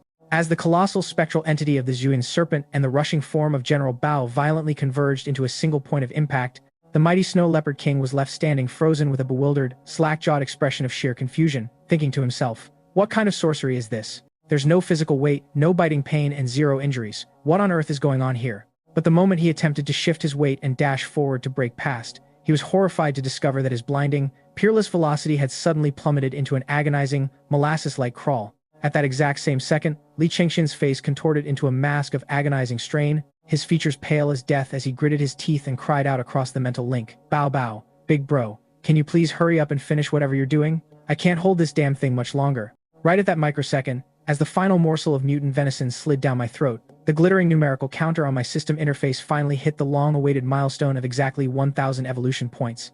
And in the next heartbeat, the crisp, triumphant chime of the system rang out across my mind. "Congratulations to the host for successfully upgrading your biological talent. You have unlocked the apex-grade talent. Abyss Maw transforms the host's oral cavity into a miniature abyss, harnessing Abyss Force energy to unleash a tenfold multiplier on bite and destructive power." Immediately following that notification, a second prompt flashed in golden letters. "Congratulations to the host for unlocking legendary status. A hidden system function Divine Beast Evolution is now permanently active." Unlocked. It's finally unlocked. The hidden Divine Beast Evolution tree I've been waiting for has finally opened up right when I need it most. In an instant, a glowing projection materialized before my eyes, displaying 3 distinct, breathtaking evolutionary pathways. Option 1. Holy Spirit White Tiger. Ranked among the 4 celestial beasts of ancient myth, holding dominion over military execution, metal elements, and the subjugation of all evil across the realms. Capable of mastering innate gang metal chi, instantly pushing all 4 core attributes straight up to the maximum baseline of 480 points, unlocking the special Divine Might attribute, and randomly acquiring a signature White Tiger Divine Miracle. Option 2. Fiendish Qiongqi. Ranked among the 4 legendary evil beasts of antiquity, possessing monstrous combat prowess and stepping upon corpses. Capable of mastering water control abilities, raising the genetic upper limit of attributes to 600 points, granting 3 attribute points for every single evolution point consumed, and randomly acquiring a signature Qiongqi innate talent. Option 3. Auspicious Flying Bear. The legendary winged tiger of ancient myth, a universal symbol of divine fortune and good luck. Capable of unlocking a mutual exchange conversion function between popularity points and evolution points at a 10-to-1 ratio, while growing innate crimson wings, capable of riding the wind and controlling thunder. Staring at the 3 monumental evolutionary choices presented before my eyes, a heavy wave of tactical hesitation gripped my thoughts. If I selected the Holy Spirit White Tiger route, my baseline attributes would instantly skyrocket, closing the terrifying power gap between General Bao and myself in a single bound, though protecting the vulnerable humans scattered across the clearing would still remain a challenge. On the other hand, if I chose the Fiendish Qiongqi route, gaining 3 attribute points per evolution point was undeniably mouth-watering. But since I had just exhausted every single one of my evolution points to upgrade my skills, I currently possessed 0 points left to immediately boost my attributes, meaning if I tried to fight General Bao head-on right now, my only rational option would be to tactically retreat, bide my time, and return within 10 days in an invincible, overwhelming posture to slaughter the leopard and avenge everyone. As I weighed the remaining alternative of choosing the auspicious Flying Bear evolutionary path, realizing that while it would instantly grant me 1,500 evolution points through a direct popularity to points conversion, my core attributes were already capped at their current genetic maximum limits, rendering those fresh evolution points entirely useless until I unlocked the next restriction tier. Driven by a surge of audacious defiance, I cast all hesitation aside and mentally screamed at the interface. "Only naive children make single choices. I want all 3 evolutionary pathways combined into one absolute destiny." Snapping my thoughts outward, I issued a bold ultimatum to the entity in my mind. "My dear system buddy, I'm giving you 3 breaths of time to figure this out. If you can't make all 3 work, you might as well start looking for a new host right now."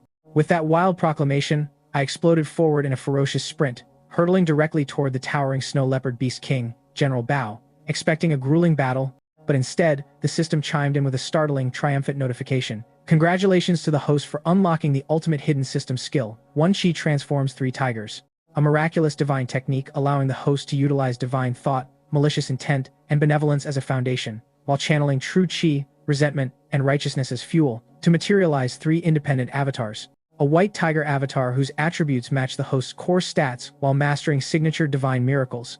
A Qiongqi avatar whose attributes scale to 120% of the host's baseline while wielding fierce predatory talents, and a Flying Bear avatar, boasting a speed stat at 200% of the host's baseline alongside innate Crimson Wind and Thunder wings, capable of temporarily merging back with the true body for a massive attribute stacking boost.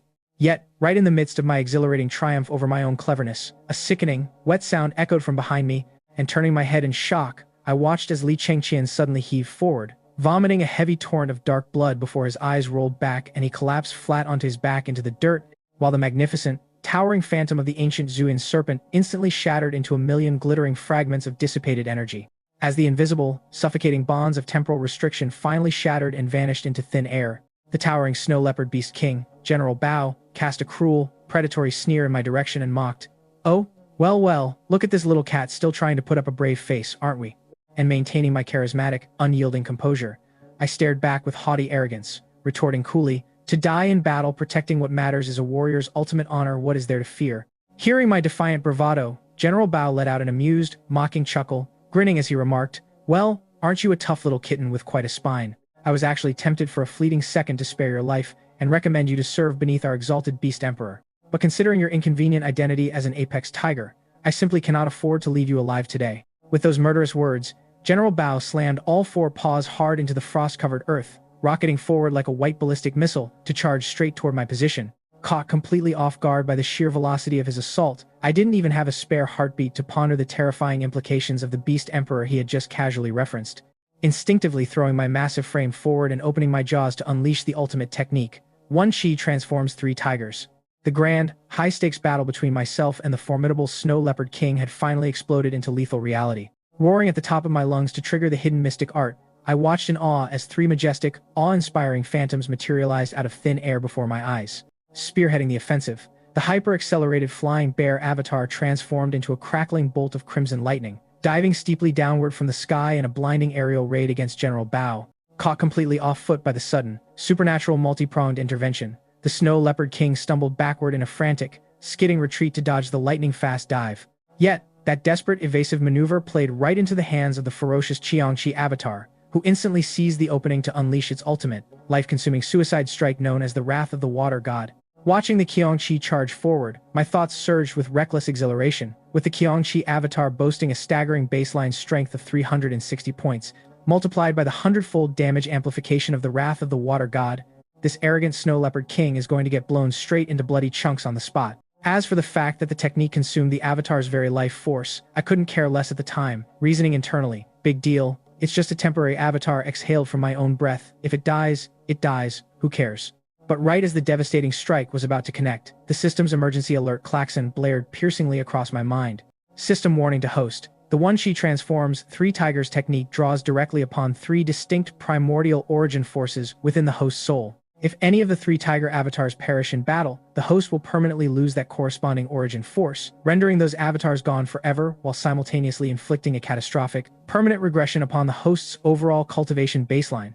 Hearing that horrifying, life-altering caveat, a freezing shriek of sheer panic shot down my spine, and I threw my head forward to scream frantically across the mental link. "You idiot Qiangqi, stop right there and get your ass back here immediately. I don't pay you a monthly salary, so why the hell are you out here risking your life? Can't you just fall back and team up with the white tiger avatar to set up the four symbols spatial formation instead?" Hearing my frantic reprimand echoing in its mind while hurtling forward at terminal velocity, the charging Qiangqi avatar mentally shot back a bitter, exasperated reply, "Damn it. You didn't mention the fine print earlier.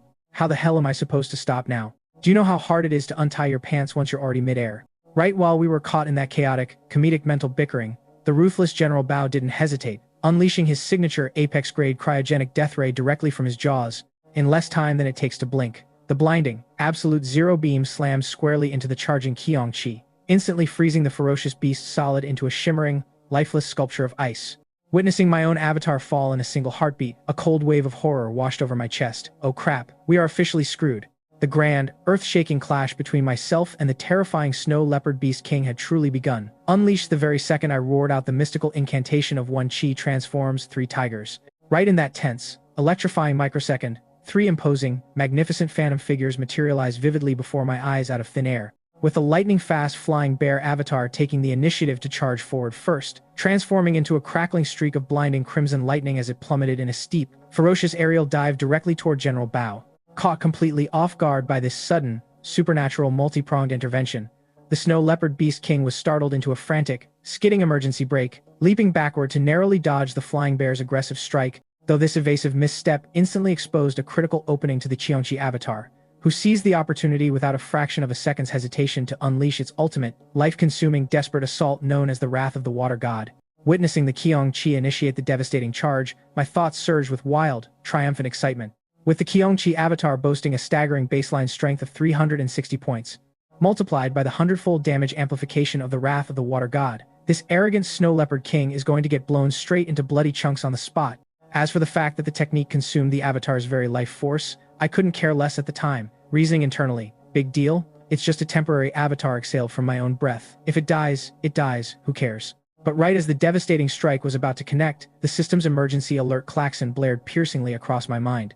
System warning to host. The One Chi transforms 3 tigers technique draws directly upon 3 distinct primordial origin forces within the host's soul. If any of the 3 tiger avatars perish in battle, the host will permanently lose that corresponding origin force, rendering those avatars gone forever, while simultaneously inflicting a catastrophic, permanent regression upon the host's overall cultivation baseline. Hearing that horrifying, life-altering caveat, a freezing shriek of sheer panic shot down my spine, and I threw my head forward to scream frantically across the mental link.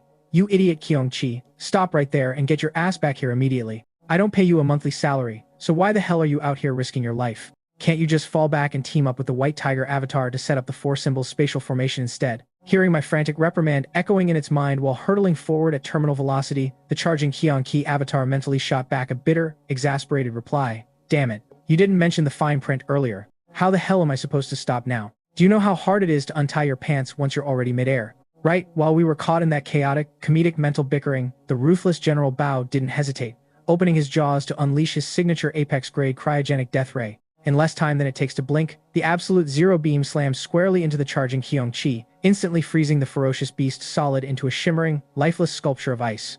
Witnessing my own avatar fall in a single heartbeat, a cold wave of horror washed over my chest. Oh crap, we are officially screwed.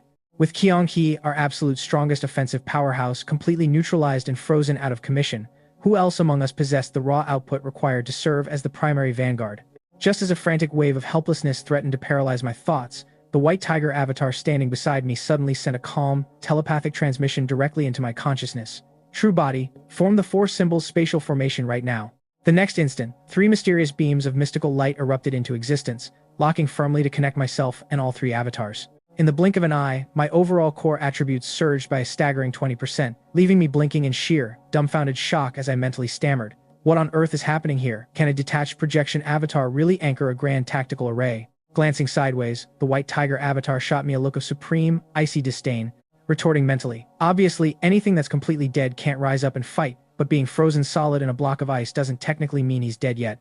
The moment those words echoed in my mind, my amber eyes dilated with a brilliant, blinding wave of irrepressible hope, and I whipped my head around to stare frantically toward the crystalline ice sculpture encasing Chu Qianqian. Wait, if being frozen solid doesn't automatically equal death, does that mean Chu Qianqian isn't actually dead either? But right as a surge of desperate relief washed over me, the white tiger avatar ruthlessly poured a bucket of freezing water over my hopes, adding coldly, "Don't get ahead of yourself. Her mortal physical constitution is heartbreakingly fragile. While she isn't technically deceased at this exact second, she is standing on the absolute, hair-thin precipice of irreversible death right now." Hearing the grim diagnosis, I frantically demanded across the mental link, "Then what if we slaughter General Bao right here and now? Will that save her?" Yet, hearing my desperate inquiry, the white tiger avatar merely rolled its eyes in exasperation, replying flatly, "True body, please wake up and use your brain. This cryogenic death ray isn't sustained by the leopard continuously channeling active magic into her body. Even if you slice that furry bastard into 1,000 pieces right this second, it won't change her condition or reverse the freezing process by an inch."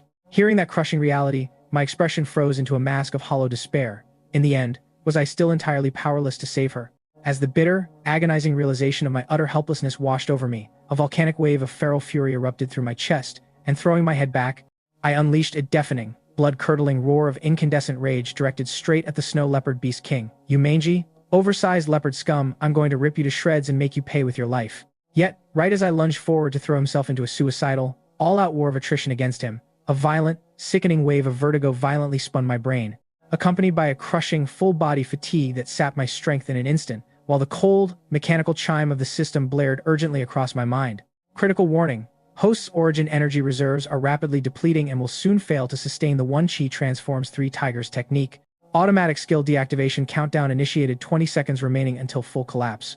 Hearing that disastrous warning, I couldn't help cursing internally with bitter exasperation. What the actual hell? This completely scam-ridden skill is turning out to be an absolute joke. First, that idiot Ki almost got us both permanently crippled, and now the system tells me this divine transformation doesn't even last for more than a couple of minutes. Can this system ever be reliable for once in my life? Clamping my teeth together in desperate resolve, I whip my head around to roar toward the distant Flying Bear avatar. Flying Bear, merge body fusion activate right now. Realizing the severe time crunch, the Flying Bear avatar dissolved into a streak of crimson wind and thunder, streaking across the clearing to plunge straight down onto the crown of my head. As its immense energy rapidly integrated and flooded through my blood vessels, an overwhelming, godlike surge of absolute power erupted through my frame.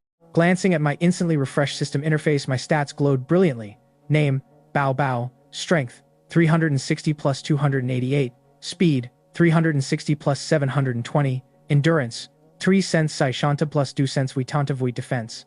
Sambai Lushirja Lambai Bashaba. Feeling the staggering 70% speed stacking multiplier coursing through my limbs, I locked my blazing amber eyes onto the stunned Snow Leopard King, letting out a cold, sarcastic chuckle as I taunted. Hey, delivery driver, are you going to waddle over here yourself, or do I need to come across the clearing and pick you up? Hearing my bizarre, incomprehensible slang, General Bao blinked in sheer, blank bewilderment, staring at me as if I had completely lost my mind, muttering, "Delivery driver, what the hell is that supposed to mean?" Shaking my head with a dramatic sigh of mock disappointment, I replied smoothly, "Never mind, then guess I'll just opt for in-store pickup." The very microsecond the words left my mouth, my body flickered out of existence with supersonic speed, materializing directly in front of General Bao before he could even blink, snapping my jaws wide to clamp down savagely toward his jugular. Startled by my apocalyptic acceleration, General Bao leaped backward in a frantic, acrobatic flip to narrowly evade my bite, desperately preparing to charge up his signature cryogenic death ray. But seeing his defensive maneuver, I threw my head back and roared out the activation command, Abyss Maw. In the blink of an eye, a terrifying abyssal void mouth materialized in the empty space directly before him, opening a horrifying, gaping maw that radiated absolute, world-swallowing suction. Seeing that grotesque, reality-bending nightmare manifest inches from his face, General Bao's eyes dilated with sheer, unadulterated terror, and he threw his weight backward in a desperate bid to scramble away from the death trap. But right as he vaulted into midair, a swirling, miniature black hole abruptly spat out from the center of the abyssal maw, generating a gravitational pull so overwhelmingly monstrous that it violently yanked the terrified Snow Leopard King backward against his momentum, dragging him helplessly straight into the void. Accompanied by a crisp, sickening crunch of shattering bone and tearing flesh, the once arrogant, overbearing Snow Leopard Beast King who had strutted onto the battlefield like an undisputed god, was instantly subjected to the ultimate execution of decapitation, his massive head sheared cleanly from his shoulders by the terrifying suction force of the abyss. Staring dumbfoundedly at the gruesome, instantaneous execution, even I was left standing in breathless shock. Holy crap, an Apex-grade skill is truly as devastatingly terrifying as advertised. Yet, before I could even bask in the sweet afterglow of victory for a solid 2.5 seconds, the final expiration timer of the One Chi transforms Three Tigers technique ran out, and the massive wave of residual energy abruptly vanished from my blood vessels. My limbs instantly turned to jelly, and my heavy body collapsed limply into the dirt in a helpless heap. But before I even had a second to catch my breath or celebrate, a fresh wave of systemic chaos struck. Critical warning. Due to the Qiangqi avatar remaining trapped and frozen inside the cryogenic ice block, the system is unable to safely recall and reabsorb its origin force. As a penalty, the system will now initiate a forced, compulsory extraction of the host's hard-earned evolution points and core attribute reserves to sustain the stranded avatar. As the system's merciless warning echoed inside my head, revealing that because the Qiangqi avatar remained permanently trapped and frozen inside the cryogenic ice block, it could not be safely reabsorbed. The skill would instead relentlessly drain my hard-earned evolution points and core attribute reserves as a mandatory tax to sustain its frozen existence, draining me continuously until my biological life cycle regressed all the way back into an infant growth stage. A profound wave of horror washed over my chest, leaving me to curse internally with bitter, helpless agony. What the actual hell? This scam-ridden, glitchy divine skill isn't a power-up, it's an absolute execution sentence designed to torture and murder me from the inside out. Just moments prior, I had been standing at the absolute pinnacle of the battlefield after executing the terrifying Snow Leopard Beast King, General Bao, having experienced the exhilarating rush of calling upon the One Chi transforms Three Tigers technique to fuse with the Flying Bear avatar, instantly boosting my stats to staggering heights, where my strength soared to 360 plus 288, my speed skyrocketed to a mind-boggling 360 plus 720, and my endurance and defense reached massive reinforced plateaus, allowing me to mockingly offer the arrogant Snow Leopard a choice between delivery and in-store pickup, before I flickered across the clearing at supersonic speed and unleashed my Apex-grade skill, the Abyss Maw. summoning a terrifying miniature black hole that violently dragged the struggling leopard backward into a void of absolute suction, snapping his neck with a crisp, bone-shattering crunch to execute him on the spot. Yet, the sweet triumph of that glorious victory had barely lingered in my thoughts for 2.5 seconds before my physical strength completely evaporated, draining away as the last drop of residual energy was sucked dry, sending my heavy body crashing helplessly into the dirt. And now, faced with the catastrophic prospect of a systemic energy drain that would systematically strip away my attributes and regress my evolution until I was reduced to a pathetic, defenseless cub, the cold reality of the post-apocalyptic world hit me like a freight train. Right now, in this chaotic era where countless wild beasts and monstrous mutants were evolving into terrifying apex predators every single day, if my cultivation regressed, and I was suddenly stripped of my power, I would become nothing more than a helpless snack for every bloodthirsty creature roaming the wilderness. Stressed beyond reason, I frantically screamed across my mental link, "My dear system buddy, cut the crap and tell me right now, how on earth am I supposed to survive this?" In response, the system's deadpan mechanical voice replied, "Due to the host currently lacking mastery over pure energy-based offensive and restorative techniques, you must rely entirely on raw physical vitality to stabilize your biology. However, since the host's physical energy reserves are critically depleted, you cannot naturally metabolize a recovery." Hearing that unhelpful response, I raged mentally. "I know I'm exhausted. You useless piece of junk. Do you have a practical method to help me rapidly recover my strength or not?" Sensing my genuine panic, the system wisely abandoned its playful banter and offered a solution. Host may utilize a weakened, secondary variant of the flying bear's popularity to energy conversion function to execute a forced exchange of evolution points, though due to the current penalty state, the conversion ratio is temporarily adjusted to 100. The very second I heard that option, my amber eyes dilated with a brilliant flash of desperate hope. Casting a quick mental glance at my massive reservoir of nearly 30,000 accumulated popularity points, I didn't hesitate for a microsecond, executing a mental command to instantly convert a massive chunk of that reserve into precisely 50 fresh evolution points, channeling every single point directly into my fatigued muscle fibers and depleted cells, to violently flush away the agonizing wave of exhaustion and pull myself back from the brink of total biological collapse. Harnessing the recovered strength pulsing through my limbs, I rushed hurriedly over to the cryogenic ice sculpture encasing my frozen Kionki avatar, invoking the terrifying suction force of the Abyss Maw to shatter the ice into a million glistening pieces and safely retrieve my trapped origin power. Yet, the moment I turned my head back toward the center of the clearing, my heart plummeted as my gaze landed once more upon Chu Qianchen trapped helplessly inside her shimmering glacial prison, leaving me to despair internally. Is there truly no possible way left to save her from this icy grave? Just as I sank deep into a suffocating vortex of sorrow and self-doubt, a desperate, tear-choked cry pierced the air, calling out my name. "Bao Bao, I'm begging you. Please use your magical blood to save our instructor. Please, I'm begging you with all my heart." Turning my head, I saw several brave soldiers kneeling frantically before me in the dirt, kowtowing desperately, and among them were even a few wounded men who had just moments ago had their limbs crushed and torn by General Bao's brutal assault. Witnessing their selfless, loyal devotion to their fallen comrades filled my chest with a deep, roaring wave of profound respect, and without an instant of hesitation, I hurried over to the side of Li Wenqiang, who was currently breathing his absolute last gasp of air and concentrated hard, expending a massive reservoir of precisely 1,000 popularity points to drag him forcibly back across the threshold from the icy jaws of death. Watching my system interface instantly update Li Wenqiang's status from mortally wounded and dying up to severe trauma stabilization, I couldn't help marveling at the incredible, miraculous potency of the popularity system.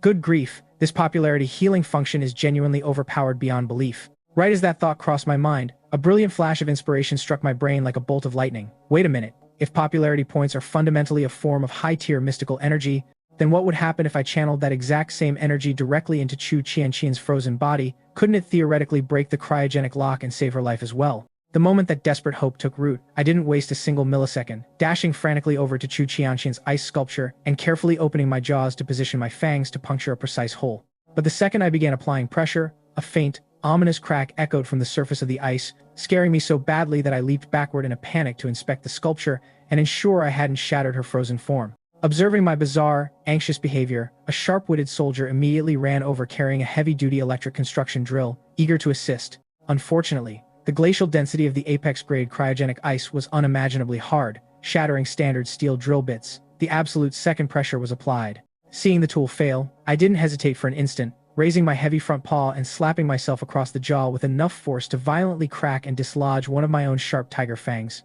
leaving the surrounding soldiers staring in stunned, horrified disbelief until they quickly grasped my desperate intention, picking up my fallen tooth and mounting it securely onto the drill chuck. Sure enough, infused with the supernatural density of a mutant beast's fang, the drill bit sliced smoothly through the ice, boring a small, clean aperture straight into the sculpture. Without missing a beat, I bolted over to the trunk of a nearby ancient pine, tearing off a rare, glowing spirit Ganoderma mushroom growing from its bark. And under the bewildered gazes of the watching soldiers, I chewed the magical fungus into a rich pulp before carefully pressing and stuffing the medicinal mixture directly through the drilled hole into the ice.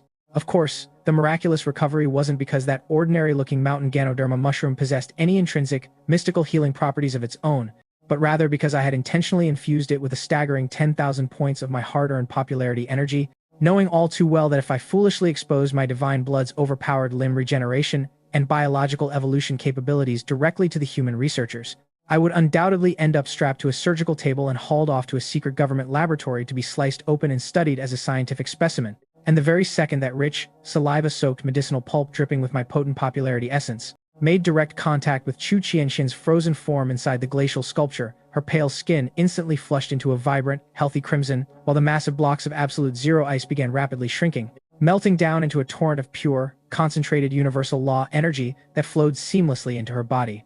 Witnessing that breathtaking transformation, every single soldier standing around the clearing dropped their jaws in stunned disbelief, whispering among themselves in absolute awe as they wondered if Chu Qianxin was awakening a rare, powerful combat talent related to sacred weaponry. In response to their bewildered gasps, I merely curled my lip in a subtle expression of haughty disdain, thinking to myself, what are you mortals making such a big fuss over? Did you honestly believe I just fed her some worthless, ordinary forest mushroom? That unassuming morsel carried a full 10,000 points of my personal popularity currency. But right as I mentally smirked at my own cleverness, I casually glanced over at Chu Qianxian's newly generated system statistics panel projected in my mind, and the sight of her parameters made my eyes bulge so violently, I thought they were going to pop straight out of my skull. Name, Chu Qianxian. Status, human level, 1 awakened evolutionary. Strength, 102. Speed, 123. Endurance, 99. Defense, 66. Spirit, Patrusuda. Innate talent. God of weapons, divine grade. Special skills. Cryogenic death ray, apex grade. Frost whisper, apex grade. Silver-clad firmament, apex grade. As my amber eyes scan across those 3 terrifying apex grade skills, and the dazzling divine tier talent that practically threatened to blind my tiger eyes with their brilliant golden radiance, a wave of fiery indignation surged through my thoughts, and I screamed mentally at the interface. System buddy, I call total BS on this. Why is it that even though I've personally comprehended 2 of the fundamental laws of nature, metal and water, I haven't been able to independently awaken even a single native skill of my own? But the system's deadpan, unflappable voice replied with cold logic. If the host had chosen to walk a single, dedicated evolutionary path, you would have naturally awakened powerful innate skills of that corresponding affinity, and their baseline tier would never have fallen below the divine level. However, since the host was greedy and insisted on devouring all 3 evolutionary pathways at once, that portion of redundant skill generation was naturally lopped off as a system balancing tax. Hearing that blunt explanation, a wave of awkward self-consciousness washed over me, and coughing mentally to clear my embarrassment, I quickly gathered my composure before asking the crucial follow-up question. Alright, fine. Fair enough. So exactly, what tier does divine grade represent in the grand scheme of power scaling? Skill rankings progress upward from the apex grade through sub-divine grade, heavenly Dao grade, and finally the ultimate grand Dao grade. Your signature, 1 Chi transforms 3 tigers technique, happens to sit right at the absolute pinnacle as a grand Dao grade ability, while upgrading an existing apex grade skill to a sub-divine grade requires a steep investment of 10,000 evolution points, accompanied by a harsh, coin flip 50% failure rate. Hearing that outrageous valuation, my jaw unhinged and I froze completely in wide-eyed shock, screaming internally, holy shit, system buddy, I knew you were a greedy capitalist scam artist from day one. But charging 10,000 evolution points per upgrade is highway robbery enough without slapping a brutal 50% chance of complete failure on top of it. Yet, right as I was gearing up to unleash a torrent of colorful mental profanity, a soft, trembling groan echoed through the clearing. My head hurts so much. And the very next second, as Chu Qianxian blinked her eyes open and caught sight of my massive furry form towering directly over her, her face drained of color as she scrambled backward in blind panic, shouting, Bao Bao, we need to get out of here right now. There's a terrifyingly powerful monster lurking nearby. Seeing her still trapped in the residual adrenaline-fueled terror of the battle, I stepped forward gently, rubbing the side of my massive head against her cheek in a reassuring, affectionate nuzzle as I comforted her in a low, gentle rumble. Don't be afraid, little one, that monster is already dead. Hearing those calm words, a brilliant, radiant smile of pure joy and relief lit up Chu Qianxin's features, though not even a split second later, a wave of realization hit her, and her eyes dilated with utter, unadulterated shock as she stared right into my face and stammered, Wait, Bao Bao, did you just actually talk?